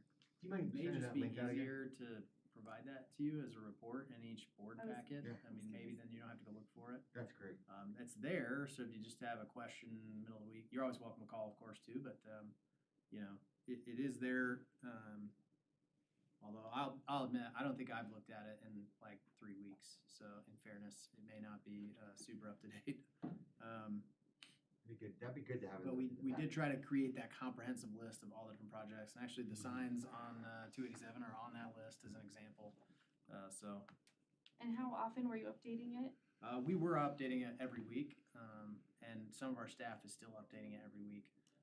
I just haven't looked at it in a while, so I honestly don't know how up to If you date could it do is. the high level for, Yeah.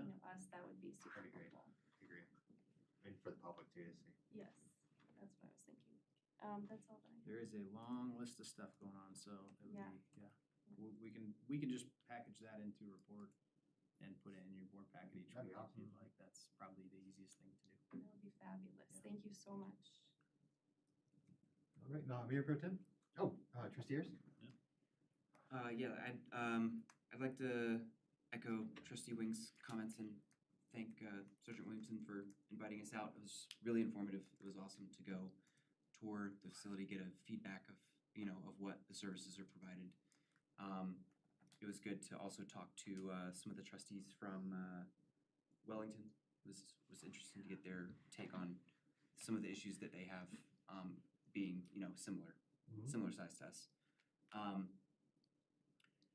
As far as Port, last meeting, they got a more detailed review of the Jaskowski property and the Arboretum. Basically the same thing that we got, just with a little bit more detail and with a little bit of edits added based on our conversations with the Port Committee members who showed up.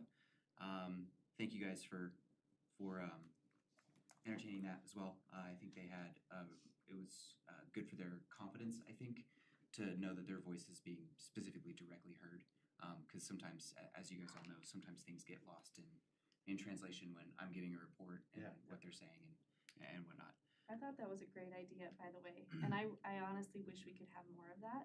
The because, joint meetings? yeah, having their feedback was really, I mean, expands the conversation and Mhm. you get a better, I think, outcome. So Mhm. that was really great. Generally for the Arboretum with the changes, real good positive feedback. A recurring comment from most, if not all of the members of the committee was to simplify some of the design process. They felt like it was putting a little bit too much focus on amenities and not quite enough focus on the actual trees and the outdoor feel of the park. So as the updates start being made, I'll give you guys a heads up if that's moving forward. There's still a vacancy that needs to be filled on the committee, so if you know anybody, please tell them to sign up, because we're down a member. The North Berthoud Parkway Trail should begin at the end of October, so that connection from, was it Water up to 10? Should be at least, correct me if I'm wrong, but that should be soft surface until we figure out what's going on. North Berthoud Parkway You Trail. know, our intention is to build that in concrete. Okay. Yeah, so we when we bid the project, we bid the initial, or the primary bid schedule included soft surface with an add alternate for concrete.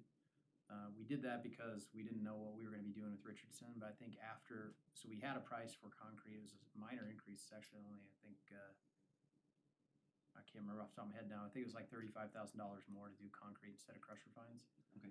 And we were holding off because we didn't know if we were going to be prioritizing Richardson or, a pool or arboretum or kind of. But after the discussion last week, I think it probably behooves us to go ahead and install concrete. And it may not be in its ultimate location if we, fully develop Richardson, but I think the expense is probably well spent now. On the off chance that, like, if we don't do Richardson for 5 or 8 or 10 years, we'll be better off having concrete there. So, so our intention is to do concrete. Another thing that came up during the committee, which I guess this might be a question for you as well. There's been a lot of talk amongst the pickleball community and wondering if there's going to be lights on the pickleball courts at some point. Well, I just fielded that Going to on be what? Saturday, yeah. We don't have that planned currently, no. Because the problem is that when I'm going again tomorrow morning, but the posts are right there, so it's very visible with the OSB, like, there's something going on. Yeah. I said on Saturdays for statues, and they didn't find it funny. It's a light statue. No, we pre-installed everything, Which is smart. conduit and foundations and just. What, do you remember the cost if we ever wanted to do that? I believe it was $120,000 for Oh. a lighting install. I told me So that's why we took it out. 800,000, so. So was that, we couldn't hear the question. Was it lighting? Was that the question? Lighting at the pickleball courts, yeah. And so we pre-installed infrastructure for it as well as the light pole foundations.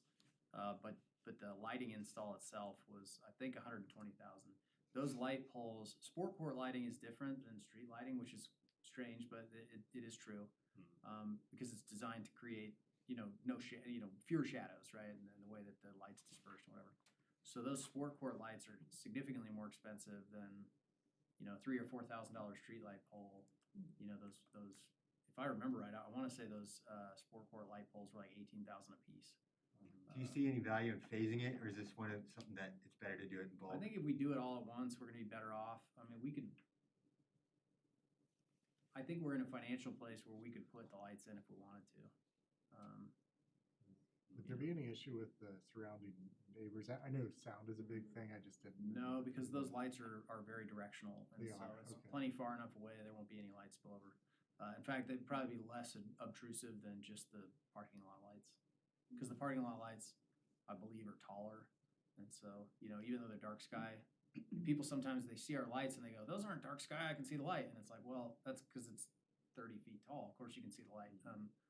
But the light is shining down, so it is dark sky.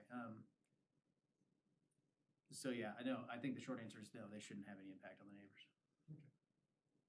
And I do believe we designed the system actually to be like timer operated, so a few of them would stay on for safety purposes at a reduced wattage, and then you could click the timer on or whatever for a half hour or an hour, and they'd light up.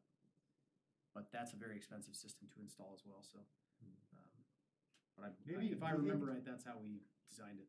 Is there any cost savings in doing this with the Arboretum, or is these are different contractors? probably? No, I mean, there will be some, but the mobilization costs are probably minor in the grand context of the cost of the lights themselves. And that's all we would save if we did it in conjunction with the Arboretum, it's just the mob cost. I guess on that note, just you guys heads up, that might be something that we Herb's coming need to back? have. Okay. This might be a conversation that we need to have in the near future. So just keep it in the back of your thoughts. That's all for me. Mayor Pro Tem? Yeah, I was gonna bring up the Arboretum as well. So that's something we could do, presentation-wise for the tree advisory committee as well for feedback. And Oh, yeah. we've got the updated plans. We can host that. Forest of Furnace. The other thing I wanted to bring up, I thought Oktoberfest was great this weekend. I thought Town Park did exceptionally well as a venue. I was gonna ask about power on site and whether the chamber found it to be sufficient. Do we need to be looking at additional power stubs kind of along the parking lot? So in general, we expect all events to provide their own power. Okay. The challenge with, I haven't heard anything about power, but I don't think it was an issue. We did a little debrief this morning, or yesterday morning in our leadership team meeting about the feedback we'd heard. We had staff there that were in attendance doing, booths and stuff, but then we also had the chamber meeting. Their follow-up was yesterday morning or yesterday afternoon. Maybe it was this morning. Gosh, it's all running together. In any case, I haven't heard any negative feedback about the park as a venue, and actually most of the feedback I've heard is positive. One of the things that we heard was, and I think we heard this direct from the chamber, some of the feedback they got is they'd like to consolidate the booths and I think they were kind of spread around. And they, maybe if we opened up that east side of the park for more kind of booth space, not west side of the park, that's all that big lawn by the big pavilion. If they kind of rearranged it all, that might have flowed better.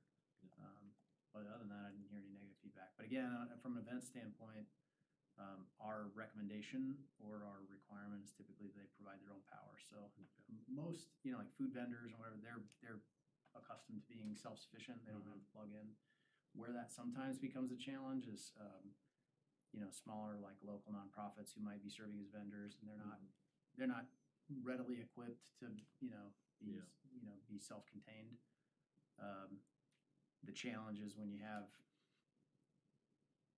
this problem in Town Park, or not Town Park, in Fickle Park in the past, where you'd have somebody plug in, breakers are popping, people are mad because their hot plate's not working, and so it's like, we don't know what kind of electrical load you're gonna demand at your, 10 by 10 pop-up booth, and so you bring your own power. Okay. That helps. I think that's all I've got for tonight. I think we might have talked to the same vendor. Yeah, probably. Actually, I have one more thing I wanted to bring up. Name rhymes with Flores. It's Christine Torres. I know. Yeah, I heard about it too. That's the other thing you're talking about. Yeah. No, the other thing I was gonna bring up is, the consultant services agreement that I had sent an email earlier today on. Had you guys had a discussion on that document? How do you feel about that, using that? Obviously, if it's not broke, no desire to fix it, but. We did talk about it briefly. Yeah. I think that consultant services agreement is favorable to the town in a lot of ways.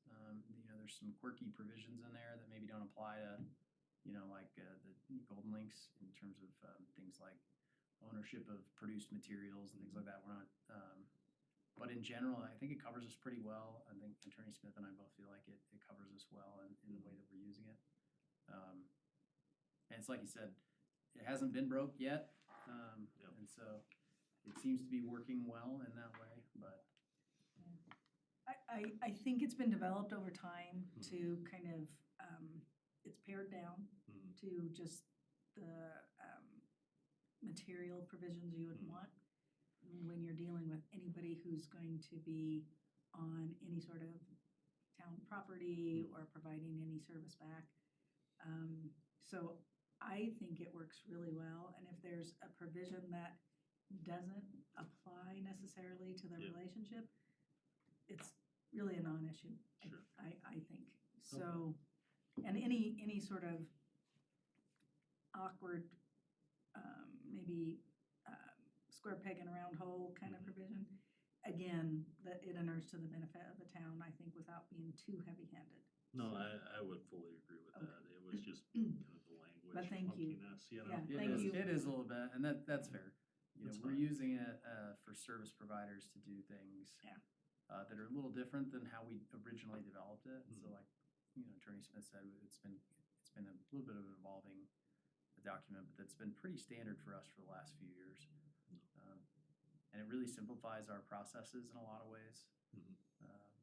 And we haven't had any pushback from the nonprofit service providers we've used it for. In fact, most of them go, "Oh, this is how we do it. This is great. This is simple." So that's been good. Sure. But I really appreciate the chance to kind Yeah, of look absolutely. at it again in light of the That's all right. comment. No, And I really I appreciate hadn't it. really thought about it in that way, so I went back and reread it and thought, you know, there are some provisions in here that are probably a little clunky for the nonprofit service providers we're Yeah. using it for. That might, you know, that really are there for kind of like engineering and architectural type services. But after we kind of talked through it, it all felt like, much like Attorney Smith said, in areas where it's a little weird, it's generally to the town's favor anyway. And so Sure. if they don't apply, then we don't have to worry about those provisions. No, thank you. Good question, though. Also, yeah, I loved the Oktoberfest. I just did the kickoff and then I came back towards the end and then did a pickleball tourney for the athletic benefit. And yeah, that pickleball is also amazing because I just kind of used to it with the seniors and the pickleball club, but forget the Parks and Rec has a program, and then high school has their own kind of benefits, so it's getting tons of use.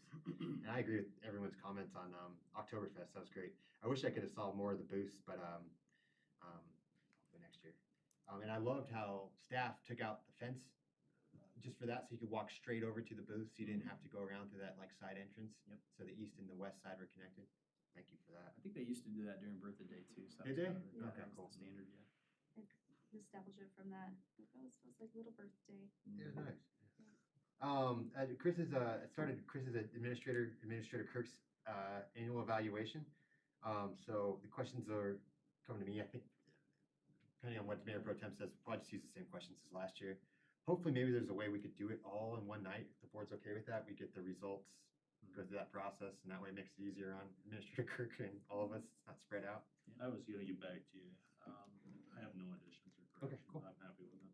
It's kind of good having us paring it down and then using the same questions. So, all right, we'll be on the lookout for that. I'll work with Sean to schedule the kind of the start time and the end time for that. Administrator Kirk and I attended the affordable housing seminar with Biz West last Thursday, Friday. That was pretty good. Thursday morning. We broke on I liked because there's a panel and then you broke out into groups with builders and bankers and my group little butted heads a bit. I don't know about yours. Mine did too. Okay. I think a lot did, but. It was, I'll be honest, because I asked the question in the beginning, if we were to reduce, I felt like a lot of the pressure was government's problem. And so I asked the panel, if we just slashed our fees, would you bring down the cost of housing? And the guy said, well, that's kind of a fear-based thing. It's not how it really works. I'm like, that's an odd question or response. So in my private group, I brought up, hey, if we just slashed all the fees as an example, would you bring down the cost of housing? And then it was no.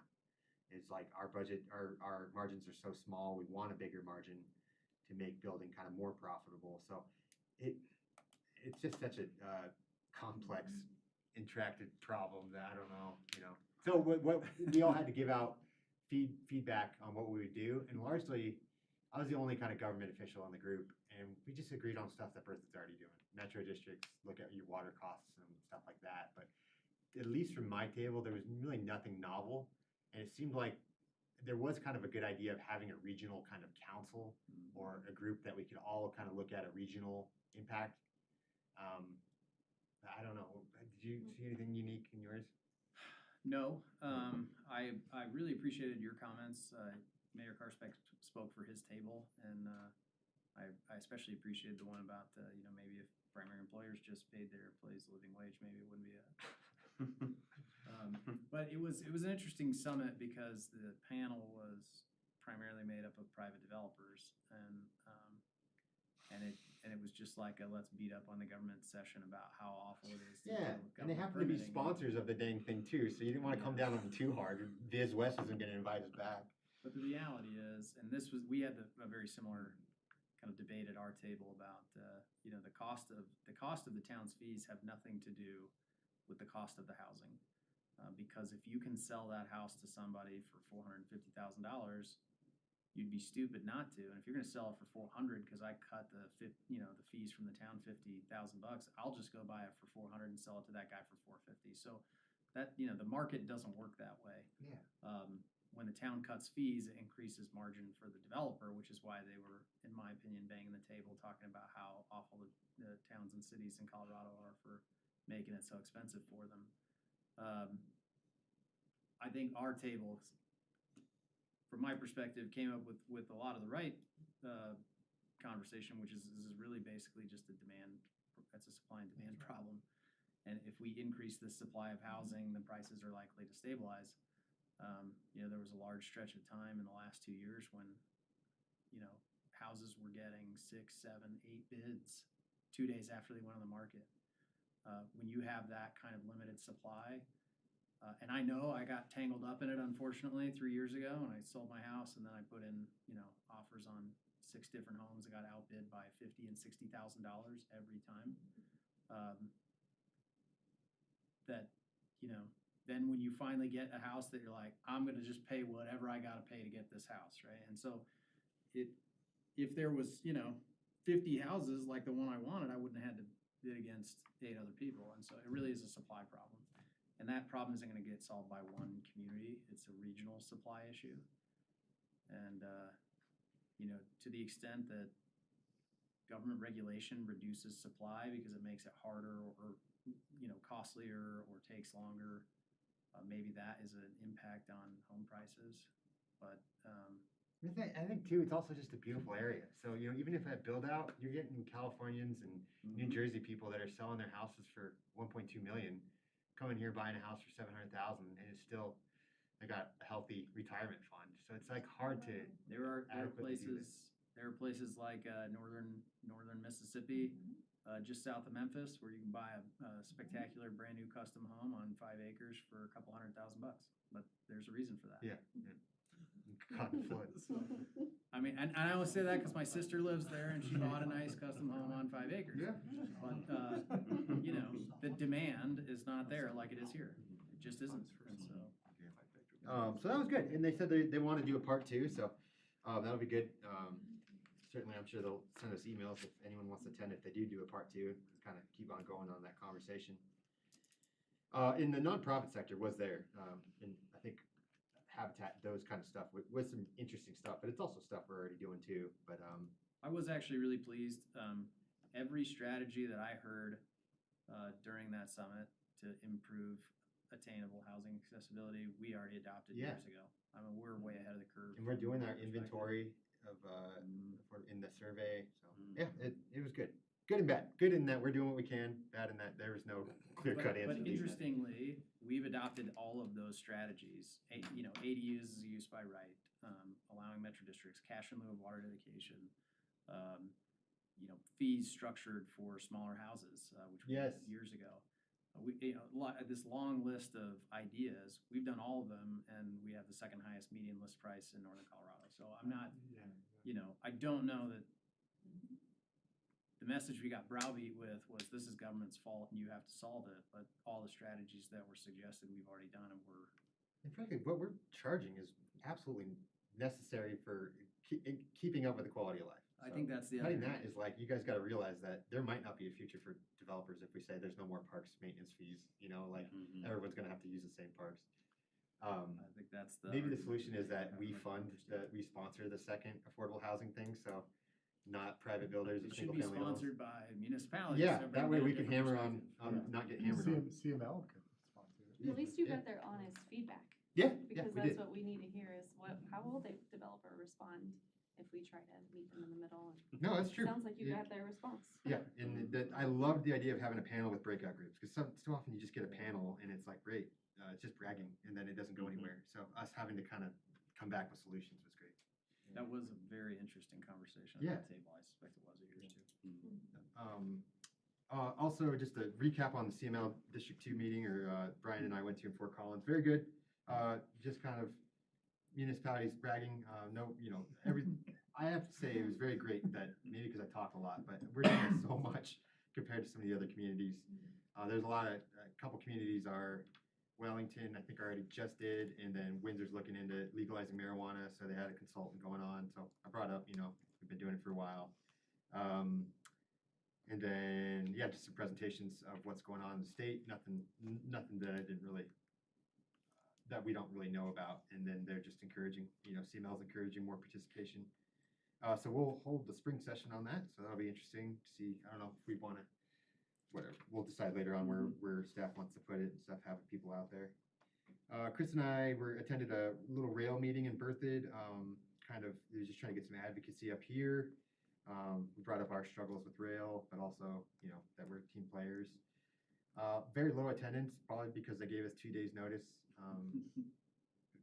Anyway, Longmont made that push, so kudos to them. Daughters of the American Revolution just sent a thank you card. I'll just take it off real quick. Nice. Just kidding, I don't know where it went, but they just said, oh, here it is. Dear Board of Trustees, on behalf of Namakwa Chapter's National Society of Daughters of the American Revolution, our chapter appreciates the issuing of the proclamation affirming September 17th to 23rd as Constitution Week. Thank you to your Berthoud Board and staff, and Christian Samora for the proclamation. Daughters of the American Revolution is dedicated to promoting patriotism and preserving American history. So I thought that was good. History eval's done. Arboretum, is this going to have, is there any thought about a southern entrance, like coming off of kind of by Larry's place? I forgot to look at that. At the southeast corner?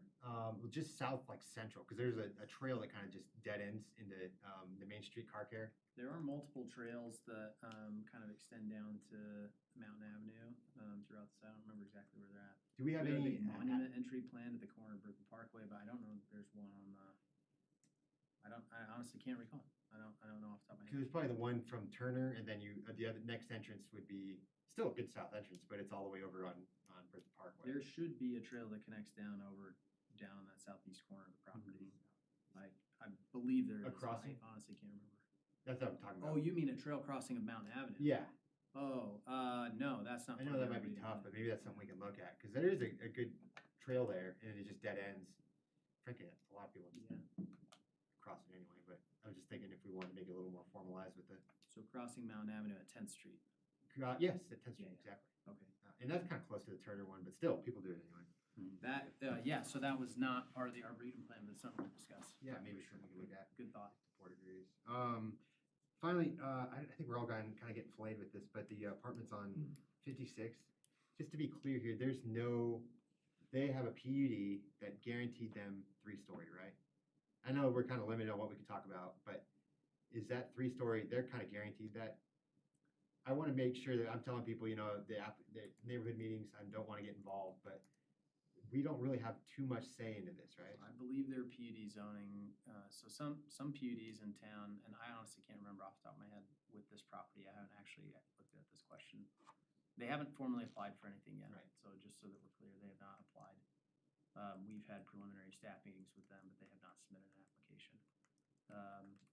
But the existing PUD zoning has specific land uses that can be installed on the site, and has setbacks and height limitations and some other specifics in that PUD.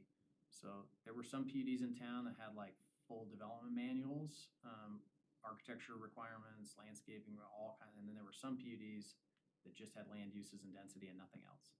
And so the town's setbacks, the town's height limitations, all those things apply in those conditions. I honestly have not looked at The height. and I haven't asked Ann about it. Okay. I'd be interested in that. I don't know, talking to some trustees and limited, I'm getting a lot of input or emails, and I haven't checked, well, I did check Facebook, and I saw Sean getting absolutely smoked by people, but, he's trying to get information out. But it's a different thing, I think, at least from the trustee's point of view, it's not the density, which is usually kind of the issue, it's just being next to the arboretum with that kind of height. So I was just wondering if there's anything we could do about that before the application process. So some of it, you know, you have to think about, a two-story house with a pitched roof can be almost as tall as a three-story building with a flat roof, and so, Are they gonna have a flat roof? they haven't proposed anything yet, so we don't know. And that's tough, because when they do propose, then we're a little more limited on, oh, now the application's in, we're kind of. The reality is, we'll be bound by the limitations established in their zoning. And so, you know, if their zoning allows for a 40-foot building and they apply for a 39-foot building, it will be pretty hard to make the argument that they can't do that. If we wanted, is there a way in this? Could we, like a height corridor just for that little section there, I mean, a view corridor? And I know there's trees in front of it, in fact, that's an argument there, but there is something to say about having the arboretum and having that height right in front of you. Because if you're at Wagner like I was today and you're looking, the 2-story does already take up half the mountain. So a 3rd story plus a gabled roof, it's kind of game over. Is there anything we can do about view corridors along with our Mountain Avenue overlay in just certain sections? Or if we had a view corridor or a height restriction, that would affect all 56 again? We would need to change the zoning requirements for zone districts in general. The challenge of the PUD is that PUDs are kind of site-specific zoning. Yeah, subjective And versus so objective. we can't, I don't know, I mean, I guess I shouldn't be declarative, but I don't think that we can just arbitrarily limit their height if their zoning allows for The zoning we're 3 putting stories. into. And if they decided not to go ahead with the zoning, they're still bound by our requirements of height restrictions. They are. Okay. Yeah, so that's the other thing. We asked them to rezone out of PUDs because we've asked everybody to rezone out of PUDs into our standard zoning districts. I actually don't know what that property, I honestly don't know what zoning designation they would request. But depending on the zoning designation they requested, there are height limitations that would prohibit them from building something taller, but I don't think those exist in any of the ones that would allow apartments, and so, Okay. they could probably build 3 stories in all of our zoning districts that allow apartments. Yeah, and the mayor, your sensitivity to this issue is, you know, right on the mark, because this issue, while they haven't applied yet, if it's very likely that they're going to, it's really important that the board not get involved, because it's possible that you would Recuse. expose a bias, and then you wouldn't be having anything to do with making a decision. Yeah. So, you don't wanna, create a Yeah, situation. it's like damn if you do, damn if you don't. Because if we're silent now, then the application goes in and it's too late. But if you don't bring it up Can I now, make a suggestion? Could we relook at our zoning for Mountain Avenue and evaluate the entire I don't- thing? Because we've had a couple of issues come up with zoning, where we're locked in and we've disagreed with the issue. So I feel like this is a bigger issue than just a singular development. I don't think it's about that. I think it's about vision for that space that we're conflicting with. Right, and that's Multiple spaces. And that's what I think the conversation The really, general one. really is, Yeah. right? Yes. Is that Yeah. well, it's general. I mean, it's general, but I think there's areas downtown that. So I'm wondering more, kind of almost like section by section. Like downtown, this is my opinion, 3-story. But once you get closer to where everyone's staring at the mountains, I don't know. I think we need to have that conversation, I guess is I what I'm like it. saying. I feel like we need to look at it again now, knowing what current developments are coming in and how that view corridor is gonna change. And I would recommend we reevaluate our zoning districts for Mountain Avenue. And on that conversation, I'm sorry to ask this question, I should know specifically off the top of my head, but if we're asking them to rezone to fit the overlays, they don't have to. No, they're still bound by the Mountain Avenue overlay within 150 feet of the center line. The problem is, so but even the Berthoud West Character District, which is west of Berthoud Parkway, allows for 3 stories. So there is a character, okay, Berthoud West, okay, thanks. Berthoud West Character District in the Mountain Avenue Overlay District allows for 3 stories, or a max of 40 feet. Now, can you fit 3 stories in 40 feet is a question. That was something that got brought up during that process. I think the simple answer to that is yes, you can. Just depends on what you're building, but yes, the maximum building height in the Berthoud West Character District in the Mountain Avenue Overlay Plan allows for 3 stories. Well, I agree, So, but that is, again, only the properties within 150 feet of the center line of Mountain Avenue. Anything behind that, depending on how that was subdivided, would be, just a general. would be, yeah, R2 or R3, whatever zoning district they requested and you rezone to, or whatever their PUD currently allows. Okay. Does anyone else agree with trustee Albrecht or want to look at that? Yeah. I do too. There's 3 right there. Anyone else? I'm in favor of looking at it. Okay. I was like, can we go ahead and just look at that Berthoud West area, or are you talking about the whole? I'm not, Just so it's more subjective or more You wanna look at the whole- open-minded to the whole project, is like the whole Mountain Avenue corridor. I think we need to not single out any development, but look at it as a whole. A fresh look. Yes, a fresh look, knowing what we know now with the developments that are underway and just our current situation, I think could be really good. Does that work? We're looking at the whole thing? Looks like you got some. those changes would need to go through the planning commission first. Yeah, if we made. Unless you wanted to We start made changes, yeah. with a kind of a broad conversation Yeah. and then, Kind of looking at it, because it might be something we look at and it's like, oh, this makes sense. But- yeah, and I think, Did you have a study session for it? It's With been, the planning it's been commission? several years now that we've looked at these really closely like this, so it'd be very helpful. I think the only conversation we're talking about is should our zoning allow for 3-story buildings, right? I mean,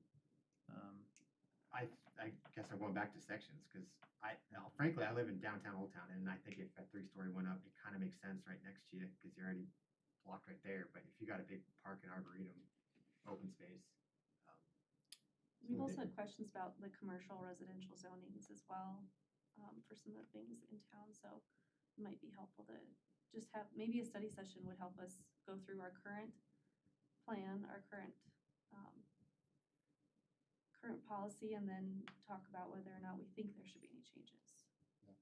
I mean, I think you could say, and this is true, that the town is gaining clarity on the investments it's making in its parks and open space, and thus a fresh look at the height requirements is warranted. And so, Or setbacks, or view corridors, yeah, Yeah. yeah. Because the density itself, I don't think anyone, at least on the board that I've heard, has a problem with that. That is really good. It'd So be at cool. this I do point- think, yeah. Yeah. I was just I about think to at say- this point, that it's, I think that staff has gotten some direction. yeah. And I would suggest that you give staff the time to think through how to frame the issues and how to bring it back to you.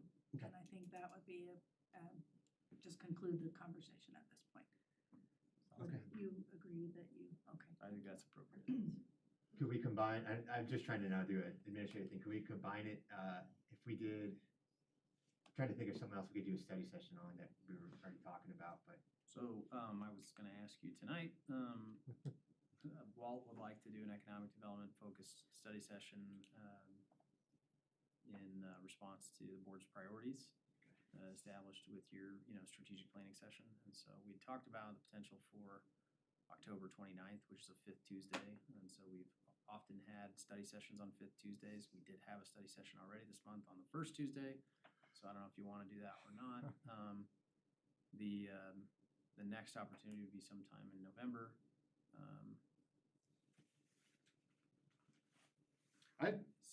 And I'm done with my reports after that. Yeah, let's just move on to that question and then turn it over to you on staff for everything else.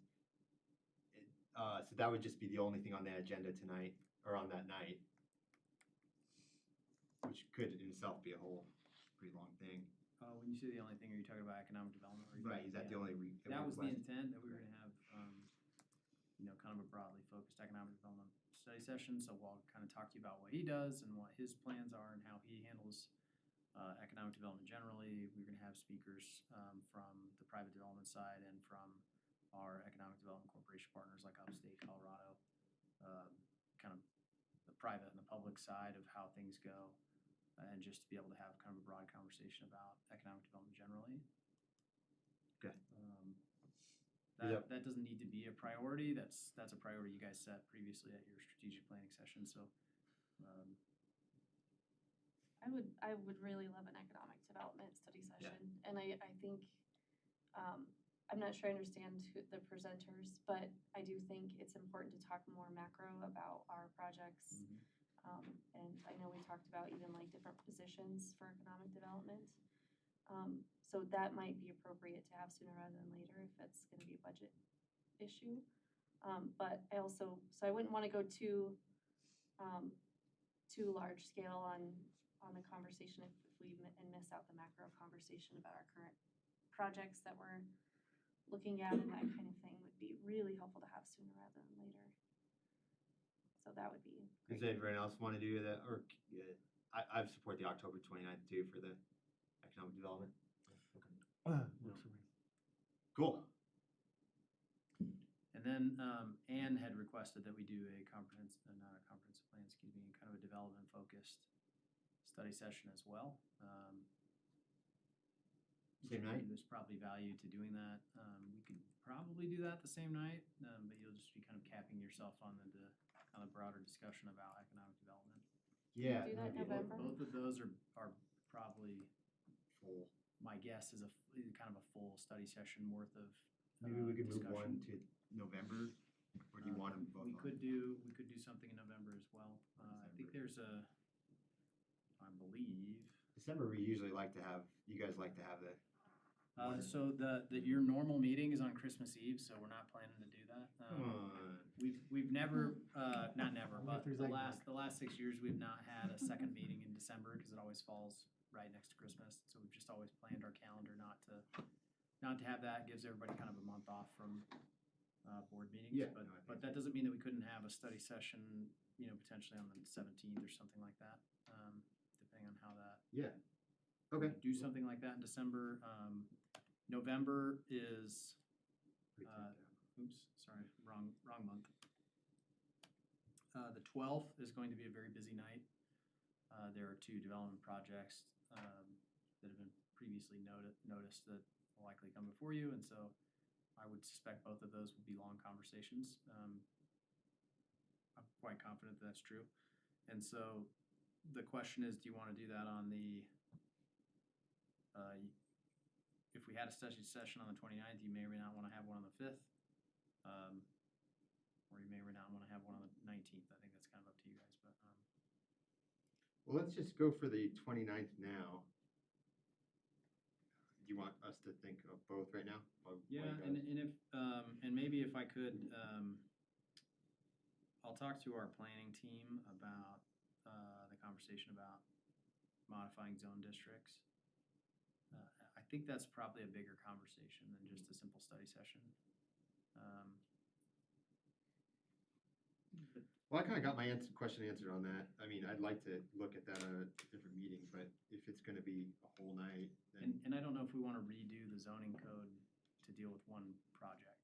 And I don't know that that's the suggestion, but if it's in relation to the Arboretum, then that's only going to be affected by 2 projects. Right.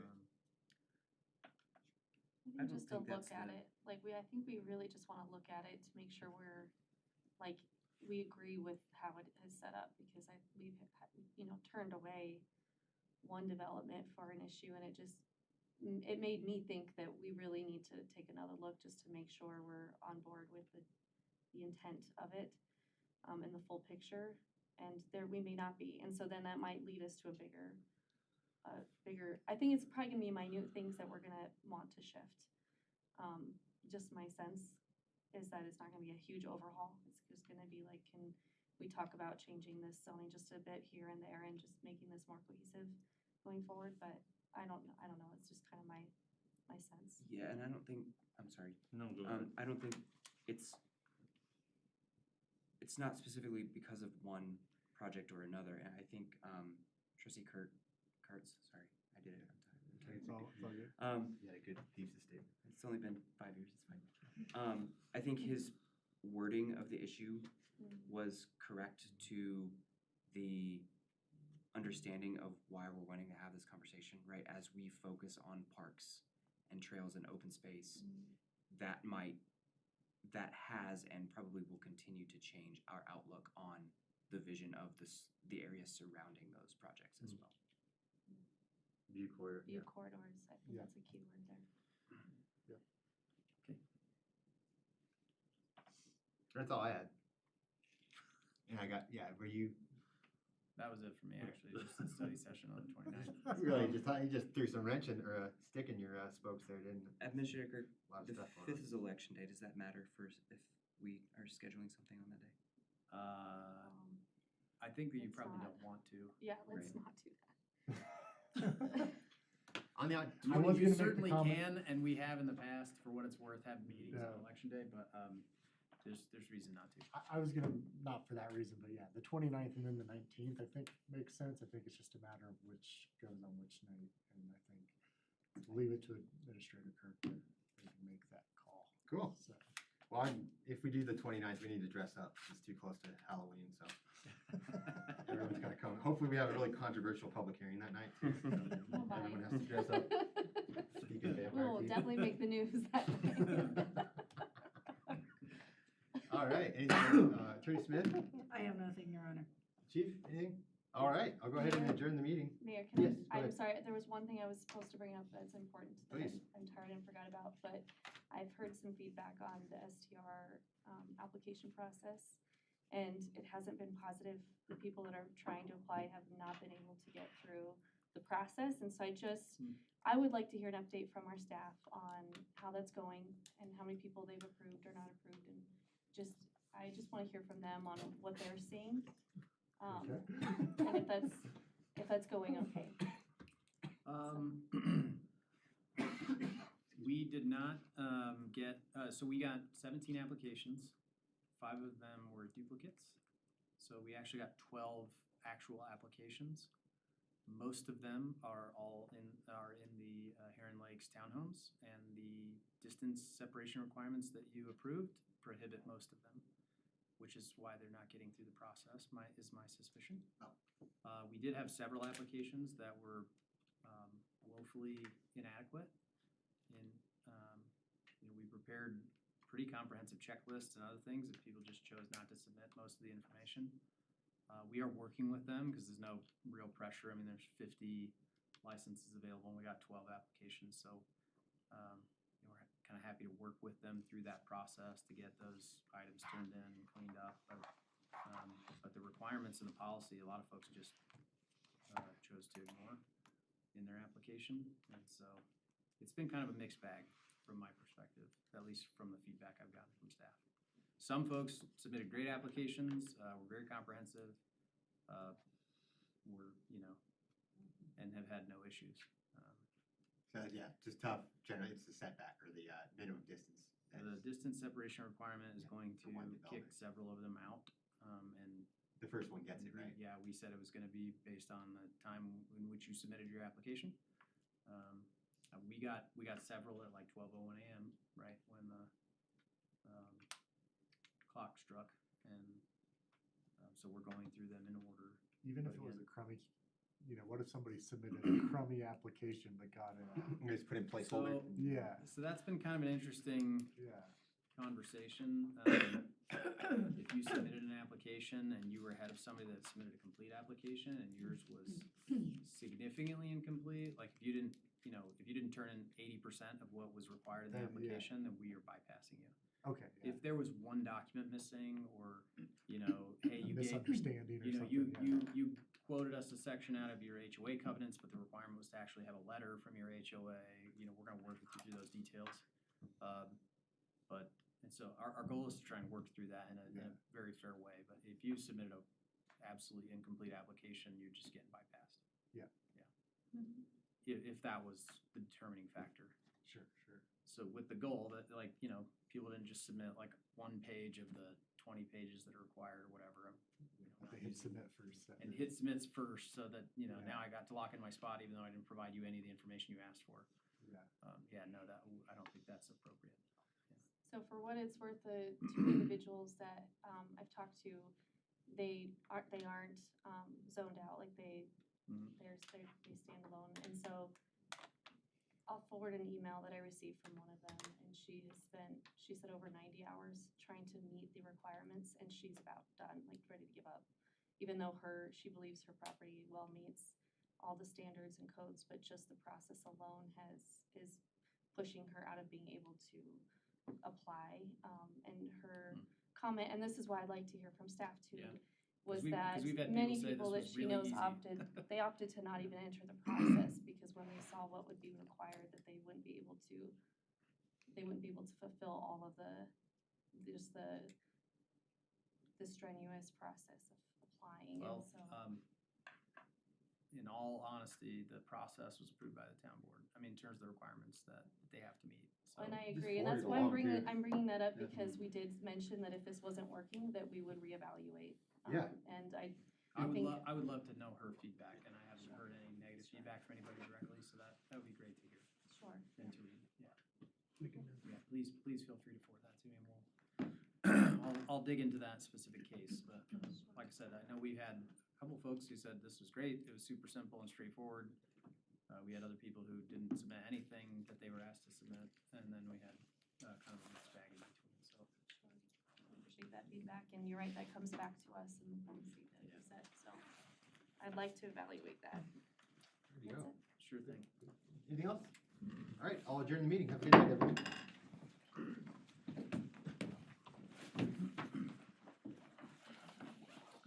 90 hours, that's like Says, 2 weeks, 8 hours a day. Operator, picture of the, study session. That's Not this time. Oh, no.